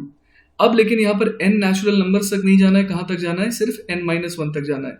तो n के बदले क्या लिख देंगे हम लोग, n के बदले हम लोग लिख देंगे n-1, है ना। और यहाँ पर भी n-1 और यहाँ पर एक +1 भी आ जाएगा ना, डिवाइडेड बाई 2 हो जाएगा। तो देखते हैं ये क्या बन जाता है, ये बन जाएगा देखिए n × n-1/2, है ना। तो यही हमारा क्या हो जाएगा बच्चों, आंसर हो जाएगा, ठीक है। चलिए बच्चों तो नेक्स्ट सवाल देखते हैं। अगला सवाल है a beam of ultraviolet radiation having wavelength between 100 nanometer and 200 nanometer is incident on a sample of atomic hydrogen gas. Assuming that the atoms are in ground state, which wavelengths will have low intensity in the transmitted beam? If the energy of a photon is equal to the difference between the energies of an excited state and the ground state, it has large probability of being absorbed by an atom in the ground state. तो देखिए कहने का मतलब ये है कि एक हमारे पास बीम है ना जिसमें बहुत सारे अलग अलग वेवलेंथ के रेज अवेलेबल है ना, जैसे 100 नैनोमीटर से 200 नैनोमीटर के बीच में। अब हमसे बोला गया है कि इसे हम लोग पास कर रहे हैं किसके थ्रू, एक एटॉमिक हाइड्रोजन गैस सैंपल के थ्रू, है ना। अब ये एज्यूम करना है कि एटम जो है वो किस स्टेट में है, ग्राउंड स्टेट में है। तो अब बोला गया कि कौन से वेवलेंथ जो है उनकी इंटेंसिटी कम होगी ट्रांसमिटेड बीम में, है ना। तो कहने का मतलब ये है कि यहाँ पर मान लीजिए कि क्या था, एटॉमिक हाइड्रोजन गैस था। अब यहाँ से हम लोगों ने बीम को पास करवाया, तो इस बीम में जो है कुछ ट्रांसमिटेड वेवलेंथ जो है वो कम पाई जाएंगी। क्यों?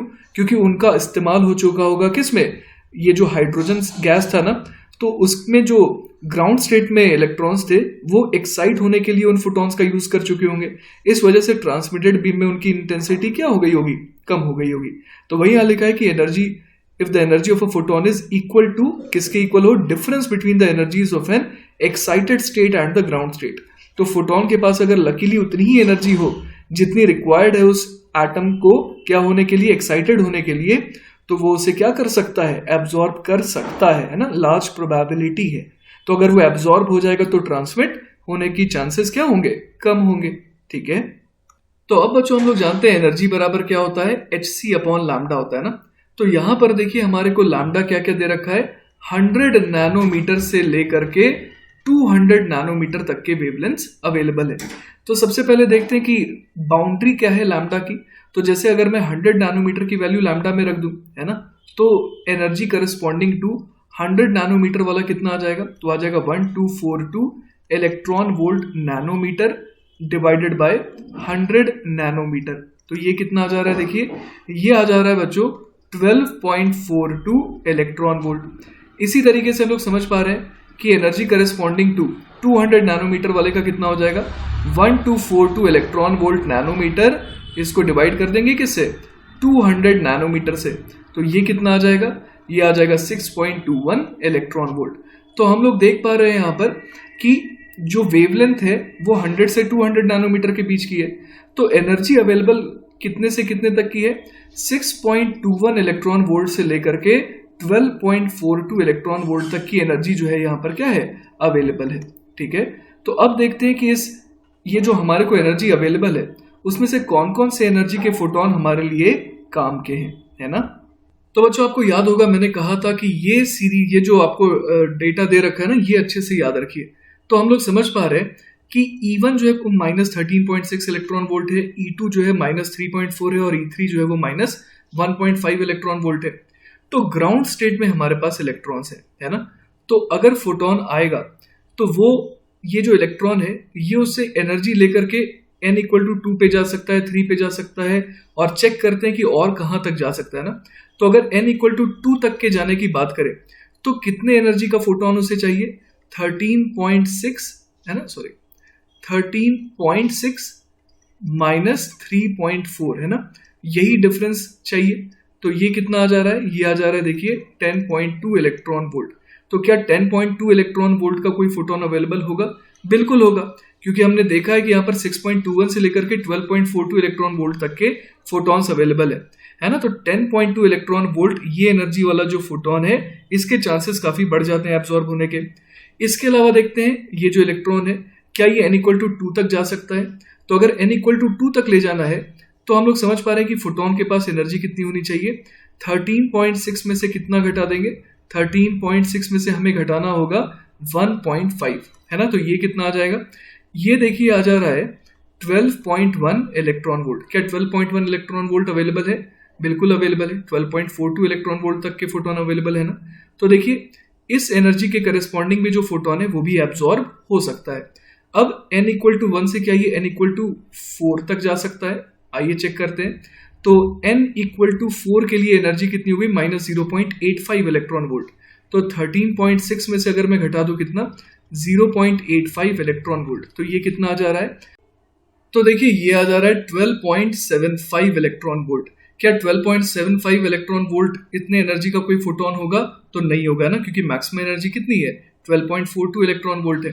तो इस वजह से हम लोग समझ पा रहे हैं कि सिर्फ कौन कौन से ट्रांजिशंस पॉसिबल हैं, n = 1 से n = 2 और n = 1 से n = 3 है ना, यही तो संभव है। तो बच्चों दो लैम्डा वाले है ना, दो अलग अलग वेवलेंथ वाले जो फोटॉन्स हैं वो कम पाए जाएंगे ट्रांसमिटेड बीम में। तो कौन कौन से हैं वो, एक तो हो जाएगा λ1 = 1242 डिवाइडेड बाय 10.2 है ना, इतने नैनोमीटर वाला, ये कितना आ जा रहा है, ये आ जा रहा है 122 नैनोमीटर। और दूसरा जो हम लोग देख सकते हैं वो हो जाएगा कितना, λ2 = 1242 डिवाइडेड बाय कितना आया था, 12.1 आया था ना, इतना नैनोमीटर। तो ये आ जाता है बच्चों 103 नैनोमीटर। तो यही बच्चों क्या हो जाएगा, हमारा आंसर हो जाएगा ना। ये दोनों जो वेवलेंथ है ना, इनके करस्पॉन्डिंग जो फोटोन है वो ट्रांसमिटेड बीम में कम पाया जाएगा, क्योंकि there is a high probability कि ये दोनों फोटोन क्या हो जाएं, एब्सॉर्ब हो जाएं। ठीक है, चलिए बच्चों तो नेक्स्ट सवाल देखते हैं। अगला सवाल है, calculate the separation between the particles of a system in the ground state and the wavelength of the first line of the Lyman series if such a system is a positronium consisting of an electron and a positron revolving around their common center of mass। तो देखिए बच्चों, ये पोजिट्रोनियम क्या होता है, basically क्या है कि एक इलेक्ट्रॉन और एक पोजिट्रॉन है ना, इसका सिस्टम होता है ये।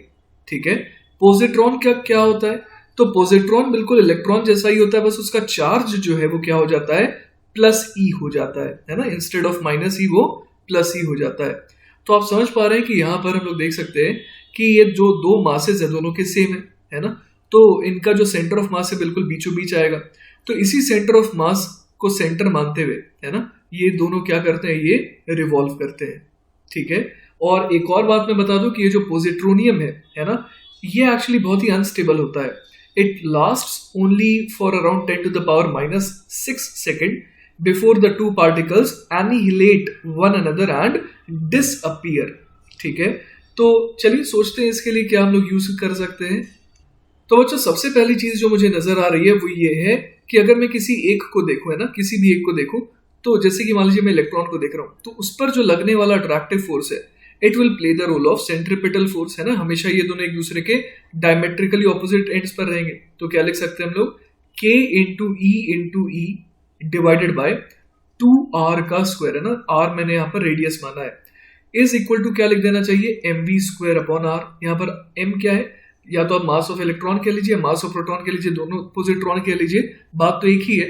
लेकिन अगर मैंने इलेक्ट्रॉन का फ्री बॉडी डायग्राम बनाया तो ये मास ऑफ द इलेक्ट्रॉन है। ठीक है, इसके अलावा जो हम लोग पूरे सिस्टम के लिए क्या यूज कर सकते हैं, पूरे के पूरे सिस्टम के लिए हम लोग बोल सकते हैं कि जो एंगुलर मोमेंटम है वो क्या रहेगा, क्वांटाइज्ड रहेगा है ना। तो यहाँ पर जो टोटल एंगुलर मोमेंटम आएगा वो कितना आएगा, ट्वाइस ऑफ mvr है ना। अगर सिर्फ एक इलेक्ट्रॉन होता तो mvr कहते, लेकिन अब दो दो है ना, एक इलेक्ट्रॉन एक पोजिट्रॉन है, तो ये कितना आ जाएगा, ट्वाइस ऑफ mvr आ जाएगा। ठीक है, और इसके अलावा हम लोग ये भी देख सकते हैं कि अगर एक की स्पीड ऐसी v है तो दूसरे की ऐसी होनी पड़ेगी v है ना, तभी ये दोनों डायमेट्रिकली ऑपोजिट एंड्स पर रहेंगे। तो 2mvr should be equal to nh upon 2 है ना। ये हमने क्वांटाइजेशन रूल का यूज करा है यहाँ पर। ठीक है ना, तो अब देखिए हमारे पास दो इक्वेशन आ गई है। तो चलिए यहाँ से पहले तो हम लोग r निकालने की कोशिश करते हैं ना, क्योंकि हमसे क्या पूछा गया है, हमसे यहाँ पर पूछा गया है calculate the separation between the particles of a system in the ground state. तो इसका मतलब ये हो गया कि जब when n is equal to 1, तो उस केस में हमारे को सबसे पहले क्या निकालना है, 2r निकाल करके देखना है कि वो कितना आएगा। ठीक है ना, तो देखिए बच्चों सबसे ऊपर वाली इक्वेशन का हम लोग पहले यूज कर लेते हैं ना, K E square upon 4r square is equal to क्या आ जा रहा है, mv स्क्वायर अपॉन r। तो यहाँ पर हम लोग देख पा रहे हैं कि एक r तो कैंसिल आउट हो गया है ना, तो यहाँ से हमारे पास जो है किसकी वैल्यू आ गई, हमारे पास r की वैल्यू आ गई है ना। r की वैल्यू कितनी आ गई, के E square upon 4 times m है ना, और यहाँ पर और क्या आ जाएगा, v स्क्वायर भी आ जाएगा ना। तो r इज इक्वल टू क्या आ गया, के E square upon 4mv square. ठीक है, और ऊपर वाली इक्वेशन में देखिए 2mvr बराबर nh अपॉन 2 है ना। तो यहाँ पर हम लोग क्या लिख सकते हैं, twice of m into v को एज इट इज रहने देते हैं, और r की वैल्यू लिख देते हैं हम लोग के E square upon 4mv square. ये किसके बराबर आ जाएगा, nh अपॉन 2 के बराबर आ जाएगा। तो यहाँ पर देखिए क्या क्या चीजें कैंसिल आउट हो रही है, एक v तो गया है ना, m से m भी गया, 2 2 4, और इधर से भी 2 और 2 चले गए है ना। तो यहाँ से देखिए हमारे पास क्या आ जाएगा, v आ जाएगा ना हमारे पास, वो कितना आ जाएगा, k की वैल्यू में भर देता हूँ 1/4 एप्सिलॉन नॉट, ये मल्टीप्लाई हो जाएगा पाई से, पाई अपॉन h से इनफैक्ट, और साथ में n भी आ जाएगा नीचे, राइट। तो ये हमारे पास देखिए v आ गया, बस इसमें हमें ई स्क्वायर और मल्टीप्लाई करना। तो यहाँ पर देखिए एक ई स्क्वायर भी है, तो ये हमारे पास v आ गया ना। तो अब इस v को अगर हम लोग पुट कर देंगे वापस से किसमें, 2mvr बराबर nh अपॉन 2 में, तो हमारे को r मिल जाएगा ना। तो 2mv into are is equal to NH upon 2 pi, है ना, यही था हमारे पास। तो यहाँ पर हम लोग पुट कर देते हैं twice of m into V की वैल्यू है पाई से, देखिए पाई कट जाएगा तो ये E square upon 4NH epsilon naught, है ना। तो ये कितना आ गया, twice of m into V और यहाँ पर r आ जाएगा is equal to NH upon 2 pi आ गया, है ना। तो यहाँ से देखिए हमारे पास क्या आ जाएगा, r, है ना, 2r की वैल्यू चाहिए थी हमारे को। तो 2r की वैल्यू कितनी आ जाएगी, हम लोग देख सकते हैं यहाँ पर कि ये आ जाएगा n square h square into 4 epsilon naught, है ना, होल डिवाइडेड बाय, कितने से डिवाइड करते हैं यहाँ पर, m e स्क्वायर और डिनोमिनेटर में 2 पाई, है ना। तो फर्दर अगर हम लोग देखें यहाँ पर तो ये किस में कन्वर्ट हो जाएगा, 2r will be equal to, यहाँ पर देखिए 2 2 4 हो जाएगा ना। तो यहाँ पर लिख सकते हैं 2r is equal to 2 n square h square epsilon naught whole divided by m e square into pi, है ना। तो ये हमारे क्या हो गया, पहले पार्ट का जवाब हो गया ना, सेपरेशन बिटवीन देम। बस इसमें n बराबर क्या पुट कर देंगे, n बराबर 1 पुट कर देंगे तो ये कितना आ जाएगा, 2r is equal to twice of h square epsilon naught divided by m e square into pi, है ना। तो ये हो गया हमारे पहले पार्ट का जवाब जिसमें हमसे दूरी पूछी गई थी ग्राउंड स्टेट की। तो बच्चों इसकी वैल्यू अगर कैलकुलेट करेंगे तो ये आ जाएगी 106 पिकोमीटर, ठीक है। इसके अलावा बच्चों हमारे को एक और चीज निकालनी थी ना, आइए देखते हैं क्या निकालनी थी। हमारे को निकालना था वेवलेंथ, है ना, और किसके करस्पॉन्डिंग निकालना था, आइए देखते हैं। यहाँ पर हमारे को निकालना था wavelength of the first line of the Lyman series. तो चलिए सोचते हैं, first line of the Lyman series का मतलब क्या हो गया कि अगर मैं यहाँ पर दिखाऊं, है ना, इस तरीके से अगर मैं यहाँ पर दिखाऊं n बराबर 1, है ना, तो अब यहाँ पर अगर मैं शो कर दूं n इक्वल टू 2, ठीक है, तो ये जो ट्रांजिशन है ना n इक्वल टू 2 से n इक्वल टू 1 के करस्पॉन्डिंग वाला, तो इस ट्रांजिशन के करस्पॉन्डिंग हम लोग कहते हैं कि ये लाइमन सीरीज की पहली लाइन है ना। इसके बाद और भी लाइंस होते हैं ना, 3 से 1 आता है, 4 से 1 आता है, लेकिन 2 से 1 आने को हम लोग क्या कहते हैं कि ये लाइमन सीरीज की फर्स्ट लाइन है। तो मतलब कि हमारे को बेसिकली क्या निकालना है, हमारे को निकालना है लैम्डा किस केस के करस्पॉन्डिंग, E2 माइनस E1 के करस्पॉन्डिंग, ठीक है।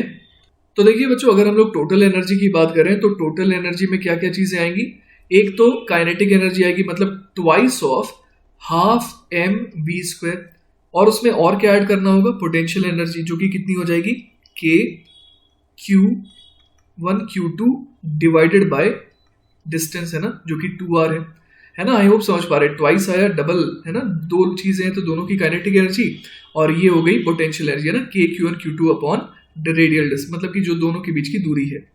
तो अब यहाँ पर ऊपर वाले एक्सप्रेशन से हम लोग देख सकते हैं यहाँ पर कि mv square by r is equal to क्या आ रहा है, के ई अपॉन 4r स्क्वायर, है ना। तो इसको मैं ऐसे लिख देता हूँ, K E square upon 4r square is equal to mv square upon r। तो यहाँ पर अगर एक r कैंसिल आउट कर देंगे ना, तो हम लोग देख पा रहे हैं कि यहाँ पर mv स्क्वायर की वैल्यू हमारे को मिल गई है ना, mv स्क्वायर की वैल्यू कितनी आ गई, के ई स्क्वायर अपॉन 4r, है ना। तो यहाँ पर मैं लिख देता हूँ K E square divided by 4 times r, plus कितना कर दें, यहाँ पर ये प्लस और ये माइनस, माइनस हो जाएगा ना यहाँ पर, हाँ, तो यहाँ पर हम लोग लिख देंगे minus K E square upon twice of r, ठीक है। तो ये कितना हो जाएगा, ये हो जाएगा minus K E square upon 4 times r। तो हम लोग देख पा रहे हैं कि टोटल एनर्जी की वैल्यू सिंपली क्या आ जा रही है, minus K E square divided bye 4r। तो बच्चों यहाँ पर हम लोग सबसे पहले देख सकते हैं कि E1 बराबर कितना हो जाएगा, E1 बराबर हो जाएगा minus K E square divided bye 4r1, है ना। और इसी तरीके से E2 बराबर कितना हो जाएगा, minus K E square upon 4 times r2, ठीक है। तो अगर मैं दोनों एनर्जीज का डिफरेंस निकालूं, है ना, तो हम लोग यहाँ पर क्या बोल सकते हैं, E2 minus E1 will be equal to hc upon lambda, है ना। तो यहाँ पर हम लोग E2 की वैल्यू रख देते हैं, तो देखिए E2 को हम लोग रख देंगे कितना, minus K E square upon 4r2, और माइनस माइनस प्लस हो जाएगा, प्लस के ई स्क्वायर अपॉन 4r1, है ना। तो यहाँ से ये कितना आ जाएगा, के ई स्क्वायर अपॉन 4, ये तो आ गया बच्चों कॉमन, है ना। और साथ ही साथ इसके अलावा और क्या आ जाएगा, इसके अलावा आ जाएगा 1/r1 माइनस 1/r2, है ना। दिस इज इक्वल टू hc/लैम्डा। अब बच्चों r की वैल्यू क्या है, r की वैल्यू देखिए हम लोग देख सकते हैं n² epsilon not upon me² पाई, है ना। तो चलिए इसका यूज करके हम लोग r1 और r2 निकाल लेते हैं ना। तो यहाँ पर हम लोग क्या लिख देंगे, ke²/4। अब यहाँ पर 1/r1 और 1/r2 है ना। तो यहाँ पर हम लोग एक काम करते हैं, जो कॉन्स्टेंट्स है उनको एक तरफ कर देते हैं ना, जैसे कि me² pi upon h² epsilon not. और सिर्फ अंदर क्या आ जाएगा, अंदर हम लोग देख पा रहे हैं कि ये आ जाएगा 1/n², पहले केस में तो हो जाएगा 1 माइनस 1/n की वैल्यू अब 2 हो जाएगी, तो 2 2 ज़ा 4, है ना। ये आ जाएगा हमारे पास। दिस इज इक्वल टू hc/लैम्डा कर देना है। क्लियर हुई ये बात। तो चलिए इसे और सिंप्लीफाई करते हैं। k की वैल्यू हम लोग रख सकते हैं 1/4 पाई एप्सिलॉन नॉट, फिर यहाँ पर e² आ जाएगा अपॉन 4 आ जाएगा me² into pi upon h² epsilon naught. 1 minus 1/4 is 3/4 is equal to hc/लैम्डा। तो देखते हैं बच्चों यहाँ से लैम्डा की वैल्यू क्या आ जाती है। लैम्डा इज इक्वल टू देखिए आ जाएगा hc multiplied by 4 pi epsilon naught into 4h² epsilon naught into 4 again divided by ये क्या आ जाएगा 3 into e² me² into pi, है ना। तो पाई से पाई देखिए कैंसिल आउट हो गया। तो यहाँ पर देखिए फर्दर इसे और सिंप्लीफाई करना होगा, है ना। तो यहाँ से लैम्डा की वैल्यू क्या आ जा रही है h⁻3, ठीक है, फिर मल्टीप्लाइड बाय c और 4 4 ज़ा 16 4 ज़ा 64, ठीक है, यहाँ तक मल्टीप्लाइड बाय एप्सिलॉन नॉट का भी स्क्वायर, है ना। एप्सिलॉन नॉट का क्या कर देंगे, स्क्वायर कर देंगे। और पूरे को डिवाइड करना होगा किससे, 3 into e⁻4 multiplied by m से। तो बच्चों ये हो जाएगा हमारा फाइनल आंसर। पर अगर इसे हम लोग कैलकुलेट कर ले, है ना, अगर इसे कैलकुलेट करते हैं वैल्यूज पुट करके, तो यहां से लैम्डा की जो वैल्यू है वो आएगी 0.243 माइक्रोमीटर। क्लियर है ये बात। चलिए बच्चों तो नेक्स्ट सवाल देखते हैं। अगला सवाल है, a particle of mass m moves along a circular orbit in a centrosymmetrical potential field u as a function of r दे रखा है kr²/2। Using the Bohr quantization condition, find the permissible orbital radii and energy levels of that particle। तो बच्चों हमारे को इस particle पर क्या लगाने हैं, सारे के सारे बोर क्वांटाइजेशन कंडीशंस लगानी है ना। तो सबसे पहले तो ये देखते हैं कि f बराबर क्या हो जाएगा, माइनस ऑफ du/dr हो जाएगा, है ना। तो यहां पर देखते हैं कितना आ रहा है ये u हमारे को दे रखा है kr²/2, है ना। u दे रखा है कितना, kr²/2। तो अगर इसे डिफरेंशिएट करेंगे तो कितना आ जाएगा, k/2 तो एज इट इज रह जाएगा और यहाँ पर माइनस साइन भी आ जाएगा और r² का हो जाएगा ट्वाइस ऑफ r, ठीक है। तो हमारे पास फोर्स बराबर कितना आ गया, F इज इक्वल टू आ गया minus k into r. Clear है ये बात। अब यहाँ पर ये माइनस साइन क्या बता रहा है, माइनस साइन बता रहा है कि ये जो फोर्स है वो अट्रैक्टिव है ना। तो बच्चों इस फोर्स को हम लोग किसके बराबर कर देंगे magnitude wise, kr should be equal to the centripetal required centripetal force, है ना। तो this should be equal to mv²/r, है ना। ये आ गया हमारे पास, ठीक है। तो इससे हमारे पास क्या रिलेशन आ गया, mv² is equal to kr², है ना।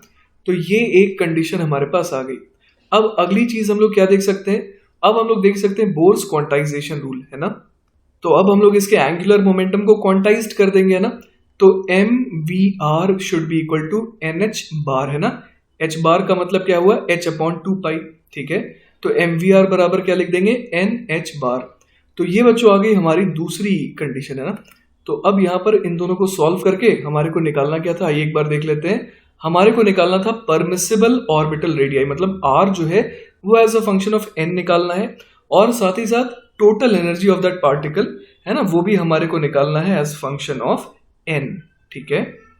तो सबसे पहले तो ये देखिए बच्चों कि अगर हम लोग, है ना, जैसे कि v की वैल्यू दूसरी इक्वेशन से क्या निकाल सकते हैं, v की वैल्यू निकाल सकते हैं nh bar divided by m into r.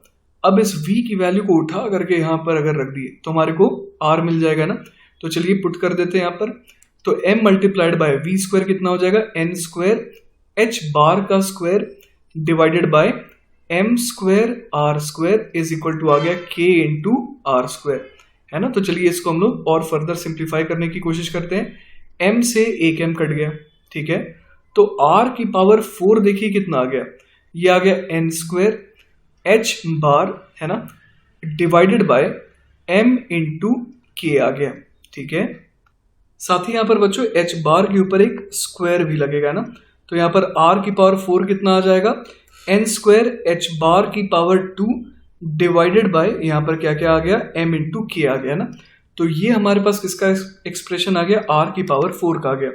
तो यहां से हम लोग आर तो बड़े आराम से निकाल सकते हैं। आर कितना आ जाएगा बच्चों, आर आ जाएगा एन इंटू एच बार, है ना, एन इंटू एच बार की पावर हाफ, है ना, और whole divided by m into k की पावर 1/4। अब इस इक्वेशन को थोड़ा और सिंपल बनाने के लिए मैं एक काम करता हूँ, के बराबर लिख देता हूँ एम ओमेगा स्क्वायर, है ना। एक नया यहाँ पर ओमेगा मैंने इंट्रोड्यूस किया ताकि ये थोड़ा और सिंपल हो सके। तो यहाँ पर आप देखिए कि के को अगर मैं एम ओमेगा स्क्वायर पुट कर दे रहा हूँ तो ये क्या बन जाएगा, n into h bar divided by m into omega, और पूरे के बाहर अब सिंपली एक रूट आ गया ना। तो आर की वैल्यू क्या आ गई हमारे पास, under the root of N H bar, है ना, divided by M omega, where omega is under the root of K upon M. अब बच्चों अगर हम लोग बात करें एनर्जी की, है ना, तो एनर्जी क्या हो जाएगी, एनर्जी हो जाएगी टोटल एनर्जी बराबर kinetic energy plus potential energy, है ना। तो काइनेटिक एनर्जी हम लोग लिख सकते हैं हाफ एम वी स्क्वायर, और पोटेंशियल एनर्जी सवाल में दे ही रखा है, वो कितना है, के आर स्क्वायर अपॉन 2, ठीक है। लेकिन देखिए मुझे याद आ रहा है कि एक एक्सप्रेशन हमारा आया था, है ना, m v square is equal to k r square. तो m v square is equal to k r square का चलिए यहाँ पर यूज करते हैं ना। एम वी स्क्वायर को अगर मैं के आर स्क्वायर लिख सकता हूँ तो यहाँ पर ई की वैल्यू क्या आ जाएगी, के आर स्क्वायर अपॉन 2 प्लस के आर स्क्वायर अपॉन 2, मतलब कि के आर स्क्वायर आ गया। बच्चों ये वाला पार्ट तो बहुत ही आसान हो गया, है ना। एनर्जी की वैल्यू कितनी आ गई, k multiplied by r square, और आर देखिए कितना है, under the root of N H bar upon m omega. तो ये क्या बन जाएगा, n H bar upon m into omega. Clear है ये बात। तो यहां पर हम लोग लिख सकते हैं एनर्जी इज इक्वल टू आ गया के into n H bar divided by m into omega, है ना, एम इंटू सिंपली ओमेगा। और के को हम लोग क्या लिख सकते हैं, एम ओमेगा स्क्वायर लिख सकते हैं। तो के को अगर मैं एम ओमेगा स्क्वायर लिखूंगा तो ये कितने में कन्वर्ट हो जाएगा, ये बन जाएगा n H bar into omega, है ना। तो हमारा फाइनल आंसर क्या हो गया, total energy is equal to N H bar into omega ना। तो यही हो जाएगा बच्चों हमारा फाइनल आंसर। क्लियर है। तो हमसे दो चीजें पूछी गई थी, दोनों चीजें हम लोगों ने निकाल ली, ठीक है। चलिए बच्चों तुम्हारा नेक्स्ट टॉपिक है आयोनाइजेशन पोटेंशियल। तो आयोनाइजेशन पोटेंशियल को समझने के लिए हमारे को जानना होगा कि आयोनाइजेशन एनर्जी का मतलब क्या होता है, और आयोनाइजेशन एनर्जी को समझने के लिए हमें समझना होगा कि आयोनाइज करने का मतलब क्या होता है। तो जैसे मान लीजिए हमारे पास एक हाइड्रोजन एटम है ना, उसके पास हमें पता है कि एक इलेक्ट्रॉन होता है। तो अगर हमें कहा जाए कि हाइड्रोजन एटम को आयोनाइज करना है ना, मतलब उसे आयन में कन्वर्ट करना है, तो हम लोग क्या करेंगे, उसके इलेक्ट्रॉन को जो है उस एटम से डिटैच करवा देंगे, ठीक है। तो हम लोग यहाँ पर ये समझ सकते हैं कि अगर हाइड्रोजन एटम में से उस इलेक्ट्रॉन को क्या करा दिए, n इक्वल टू इन्फिनिटी पर भेज दिए, कहने का तो एक और तरीका है, तो वो क्या हो गया, आयोनाइज हो गया, ठीक है। तो the minimum energy needed to ionise an atom is called ionisation energy, ठीक है। The potential difference through which an electron should be accelerated to acquire this much energy is called ionisation potential. जैसे कि हमें पता है कि ground state पे hydrogen atom जो होता है ना, उसकी जो एनर्जी है वो कितनी होती है, वो होती है -13.6 इलेक्ट्रॉन वोल्ट, ठीक है ना। तो अब जो है अगर उस इलेक्ट्रॉन को कहां पर ले जाए हम लोग, इलेक्ट्रॉन को मान लीजिए n इक्वल टू इन्फिनिटी पर ले गए, तो हम लोग समझ पा रहे हैं कि ओवरऑल जो एनर्जी है सिस्टम की वो क्या हो जाएगी, जीरो हो जाएगी, है ना। तो अगर जीरो हो गई, क्योंकि पोटेंशियल एनर्जी वैसे ही जीरो हो गई डिस्टेंस की वजह से, और अब वो उसके अबाउट ऑर्बिट कर नहीं रहा है ना, मतलब उसके चारों तरफ चक्कर तो लगा नहीं रहा क्योंकि वो डिटैच हो गया है, तो काइनेटिक एनर्जी भी जीरो हो गई, है ना। तो यहाँ पर हम लोग बोल सकते हैं कि उसकी एनर्जी अब कितनी हो जाएगी, जीरो हो जाएगी। तो अगर पहले इसके पास एनर्जी थी -13.6 इलेक्ट्रॉन वोल्ट, -13.6 इलेक्ट्रॉन वोल्ट से अब कितनी एनर्जी कर देनी है, अब कर देनी है जीरो। तो इसका मतलब इसको और कितनी एनर्जी देनी होगी, 13.6 इलेक्ट्रॉन वोल्ट एनर्जी देनी होगी। क्लियर है ये बात। तो 13.6 इलेक्ट्रॉन वोल्ट क्या कहलाएगा, आयोनाइजेशन एनर्जी कहलाएगा। और यहां पर हम लोग देख पा रहे हैं कि उस इलेक्ट्रॉन को है ना कितने पोटेंशियल से के थ्रू एक्सेलरेट करना पड़ा, तो 13.6 वोल्ट, तभी तो उसके पास एनर्जी कितनी आ गई, 13.6 इलेक्ट्रॉन वोल्ट। तो इसी वजह से बच्चों हम लोग क्या कहते हैं, आयोनाइजेशन एनर्जी हाइड्रोजन एटम की ग्राउंड स्टेट पे है ना, जब इलेक्ट्रॉन कहाँ था, n=1 पे था, तो कितनी होगी उस एटम की आयोनाइजेशन एनर्जी, 13.6 इलेक्ट्रॉन वोल्ट। मतलब इतनी एनर्जी देंगे तो वो इलेक्ट्रॉन डिटैच हो जाएगा। और आयोनाइजेशन पोटेंशियल का मतलब भी हम लोग समझ गए कि वो कितना हो जाएगा, 13.6 वोल्ट। मतलब किस पोटेंशियल डिफरेंस के थ्रू इलेक्ट्रॉन को एक्सेलरेट कराना पड़ेगा ताकि वो इतनी एनर्जी एक्वायर कर सके। ठीक है, तो नेक्स्ट आ जाते हैं बच्चों बाइंडिंग एनर्जी, है ना। बाइंडिंग एनर्जी क्या होता है, आइए देखते हैं। तो देखिए, binding energy of a system is defined as the energy released when its constituents are brought from infinity to form the system. ठीक है, जब हम लोग इंफिनिटी से, है ना, जब हम लोग इंफिनिटी से कॉन्स्टिट्यूएंट्स को लाते हैं और सिस्टम को बनाते हैं तो कुछ एनर्जी रिलीज होती है, तो उस एनर्जी को क्या नाम दिया गया, बाइंडिंग एनर्जी। ठीक है, इसको डिफाइन करने का एक और तरीका है कि energy needed to separate its constituents to large distances, है ना। मतलब अगर एक बना बनाया सिस्टम है तो उसको तोड़ने के लिए जो एनर्जी रिक्वायर्ड है उसको कहते हैं बाइंडिंग एनर्जी। ठीक है, if an electron and a proton are initially at rest and brought from large distance to form a hydrogen atom, तो हम लोग समझ पा रहे हैं कितनी एनर्जी रिलीज होगी, 13.6 इलेक्ट्रॉन वोल्ट एनर्जी रिलीज होगी। तभी तो शुरुआत में अगर जीरो एनर्जी थी और बाद में -13.6 इलेक्ट्रॉन वोल्ट आ गई, तो इसका क्या मतलब हुआ कि कुछ एनर्जी रिलीज हुई। और कितनी एनर्जी रिलीज हुई, 13.6 इलेक्ट्रॉन वोल्ट एनर्जी रिलीज हुई। ठीक है, तो इस वजह से हम लोग क्या कहते हैं कि the binding energy of a hydrogen atom is 13.6 electron volt, same as its ionisation energy. अब आ जाते हैं बच्चों नेक्स्ट टॉपिक पे, जिसका नाम है एक्साइटेशन पोटेंशियल। तो अब एक्साइटेशन का मतलब ये हुआ, है ना, आयोनाइजेशन से एक लेवल नीचे का फिनोमेना, है ना। मतलब कि अब हमें सिर्फ उसे एक्साइट करना है ना, इतनी एनर्जी नहीं देनी है कि वो आयोनाइज हो जाए, बस उसका एन जो है वो क्या हो जाए, इलेक्ट्रॉन का बढ़ जाए, है ना। तो the energy needed to take the atom from its ground state to an excited state, है ना।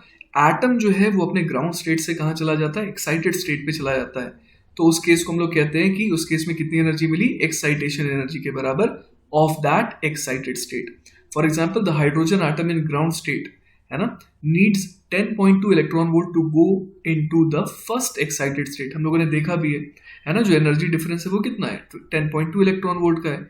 तो इतनी एनर्जी देंगे तो क्या हो जाएगा, एटम जो है वो फर्स्ट एक्साइटेड स्टेट पे चला जाएगा, इलेक्ट्रॉन n=1 से n=2 पर चला जाएगा।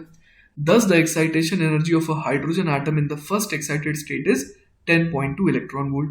अब अगर हमें, है ना, इस इलेक्ट्रॉन को कहाँ ले जाना है, n=1 से n=2, तो इलेक्ट्रॉन को किसी पोटेंशियल के थ्रू एक्सेलरेट कराना पड़ेगा ताकि वो इतनी एनर्जी एक्वायर कर सके। तो उसी को क्या कहते हैं, एक्साइटेशन पोटेंशियल। तो हम लोग समझ सकते हैं कि the excitation potential of hydrogen atom in first excited state is 10.2 volt, है ना। तो 10.2 वोल्ट से अगर हम लोग क्या करेंगे, उस इलेक्ट्रॉन को एक्सेलरेट करेंगे तो एक्स्ट्रा एनर्जी कितनी आ जाएगी, 10.2 इलेक्ट्रॉन वोल्ट की आ जाएगी, जिस वजह से वो n=1 से n=2 पर चला जाएगा। ठीक है ना।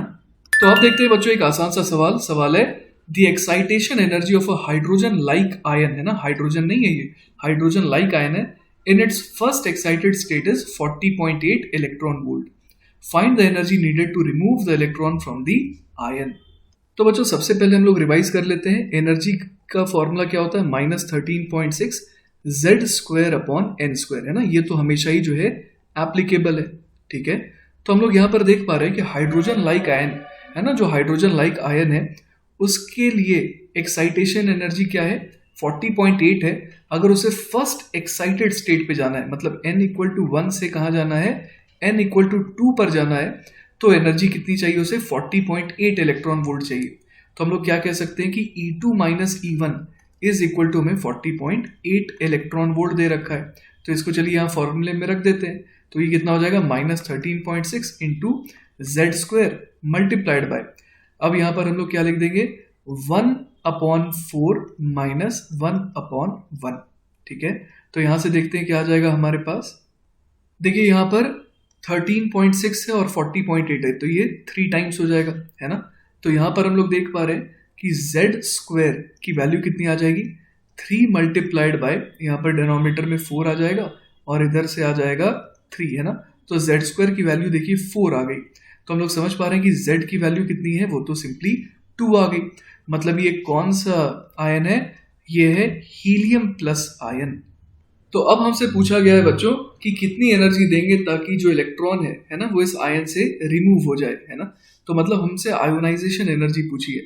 तो इस आयन के पास टोटल एनर्जी कितनी है जब ये इलेक्ट्रॉन n इक्वल टू 1 पे है या फिर ग्राउंड स्टेट में ये हीलियम प्लस है, तो हम लोग बोल देंगे इसके पास एनर्जी जो है ना, वो कितनी हो जाएगी, -13.6 multiplied by z square upon n square, है ना।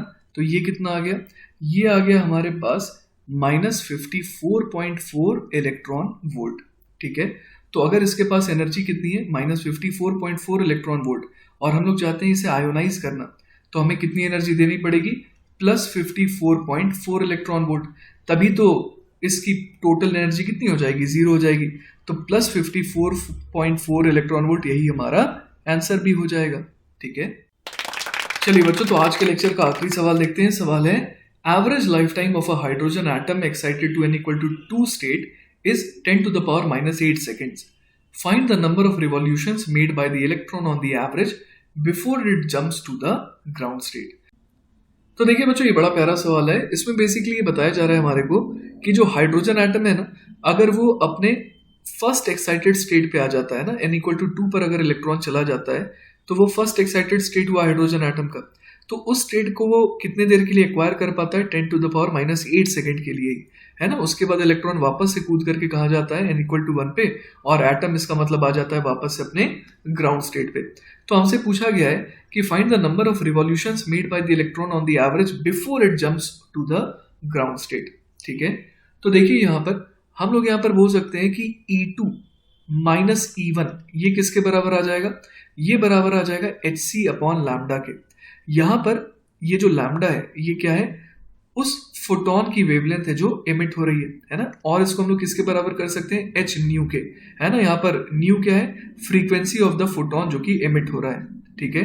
तो एक्चुअली होता क्या है कि जो भी इसकी फ्रीक्वेंसी है फोटोन की, वो मैच करती है किसकी फ्रीक्वेंसी से, इलेक्ट्रॉन के फ्रीक्वेंसी से, है ना। इलेक्ट्रॉन चक्कर लगा रहा है तो उसका टाइम पीरियड उसकी फ्रीक्वेंसी है। तो जो भी इलेक्ट्रॉन की फ्रीक्वेंसी होती है ना, उसी फ्रीक्वेंसी का फोटोन भी बाहर निकलता है। तो अगर हम लोग इस फोटोन की फ्रीक्वेंसी निकाल लें तो उसके हिसाब से जवाब भी निकाल सकते हैं। ठीक है। तो यहाँ पर देखिए हम लोग क्या कह सकते हैं, फ्रीक्वेंसी जो है ना, वो कितनी हो जाएगी, वो हो जाएगी E2 minus E1 divided by h, है ना। या फिर फ्रीक्वेंसी को निकालने का एक और तरीका है, सिंपली हम लोग क्या बोल सकते हैं, c अपॉन लैम्डा, है ना। तो चलिए हम लोग यहाँ पर लैम्डा निकालने की कोशिश करते हैं। लैम्डा निकालना ज्यादा इजी पड़ेगा, E2 minus E1 is equal to hc upon lambda से, है ना। तो E2 माइनस E1 अगर हम लोग कर दे तो यहाँ पर हमारे को लैम्डा मिल जाएगा। ठीक है, hc अपॉन लैम्डा से। तो लैम्डा देखिए कितना आ जाएगा, लैम्डा आ जाएगा hc upon E2 minus E1। ठीक है। अब hc की वैल्यू क्या रख दे, 1242 इलेक्ट्रॉन वोल्ट नैनोमीटर, और इसको डिवाइड कर देते हैं एनर्जी के डिफरेंस से। तो हमें पता है हाइड्रोजन के लिए जो एनर्जी का डिफरेंस आता है वो कितना आता है, 10.2 इलेक्ट्रॉन वोल्ट, है ना। n इक्वल टू 1 और n इक्वल टू 2 में इतने का ही तो फर्क आता है। ठीक है। तो अगर इसको कैलकुलेट करें तो ये आ जाएगा लगभग 121.76 नैनोमीटर। ठीक है ना। तो यहां से देखिए हम लोग क्या निकाल सकते हैं, फ्रीक्वेंसी निकाल सकते हैं ना। फ्रीक्वेंसी कितनी हो जाएगी, c अपॉन लैम्डा। तो यहां से देखिए c तो कितना होता है, 3 इंटू 10 टू द पावर 8 लिख सकते हैं। इसको डिवाइड कर देंगे लैम्डा से ना, 3 इंटू 10 टू द पावर 8 ये मीटर पर सेकेंड में है ना, और लैम्डा जो है वो नैनोमीटर में आया है। तो हम लोग क्या लिख देंगे यहाँ पर, 121.76 इंटू 10 टू द पावर -9 करना होगा ना, तो ये मीटर्स में आएगा। तो यहाँ से फ्रीक्वेंसी जो है ना, वो हम लोग निकाल सकते हैं। अब टाइम पीरियड जो है वो क्या होता है, वो होता है 1 अपॉन फ्रीक्वेंसी। तो यहाँ पर हम लोग देख पा रहे हैं कि 1 अपॉन फ्रीक्वेंसी इजीली किया जा सकता है ना। वो कितना हो जाएगा, 121.76 into 10 to the power -9 divided by 3 into 10 to the power 8। ठीक है। तो इतना सेकेंड हो जाएगा ये। तो यहां से देखिए कैलकुलेट करने पर टाइम पीरियड जो आ रहा है वो आ रहा है 12247.7 into 10 to the power -19 seconds. तो बच्चों अब बड़े आराम से हम लोग यूनिटरी मेथड लगा सकते हैं ना, कि 12247.7 इंटू 10⁻⁻19 सेकेंड में, है ना, वो एक रिवॉल्यूशन कंप्लीट करता है। तो 10⁻⁻8 सेकेंड में उसने कितने रिवॉल्यूशन कंप्लीट करे होंगे? तो ये हो जाएगा 10⁻⁻8 डिवाइडेड बाय 12247.7 इंटू 10⁻⁻19 रिवॉल्यूशंस। तो अगर इसको कैलकुलेट करें बच्चों तो हमारे पास आंसर आ जाएगा 8.2 इंटू 10⁻6 रिवॉल्यूशंस। क्लियर है? तो हम लोगों ने देखा कि बहुत कम देर के लिए जो है ना, ये इलेक्ट्रॉन जो है इसको मौका मिल पाया n = 2 पे रहने का, लेकिन इतने देर में आप सोचिए कि इतने ज्यादा रिवॉल्यूशंस कंप्लीट कर चुका था। ठीक है, तो बच्चों इसी के साथ हमारा ये लेक्चर खत्म होता है एंड आई होप कि आपको ये लेक्चर अच्छे से समझ में आया होगा। इन केस अगर कोई डाउट रह जाता है then feel free to contact me, I will be very happy to help you. Take care बच्चों, बाय बाय।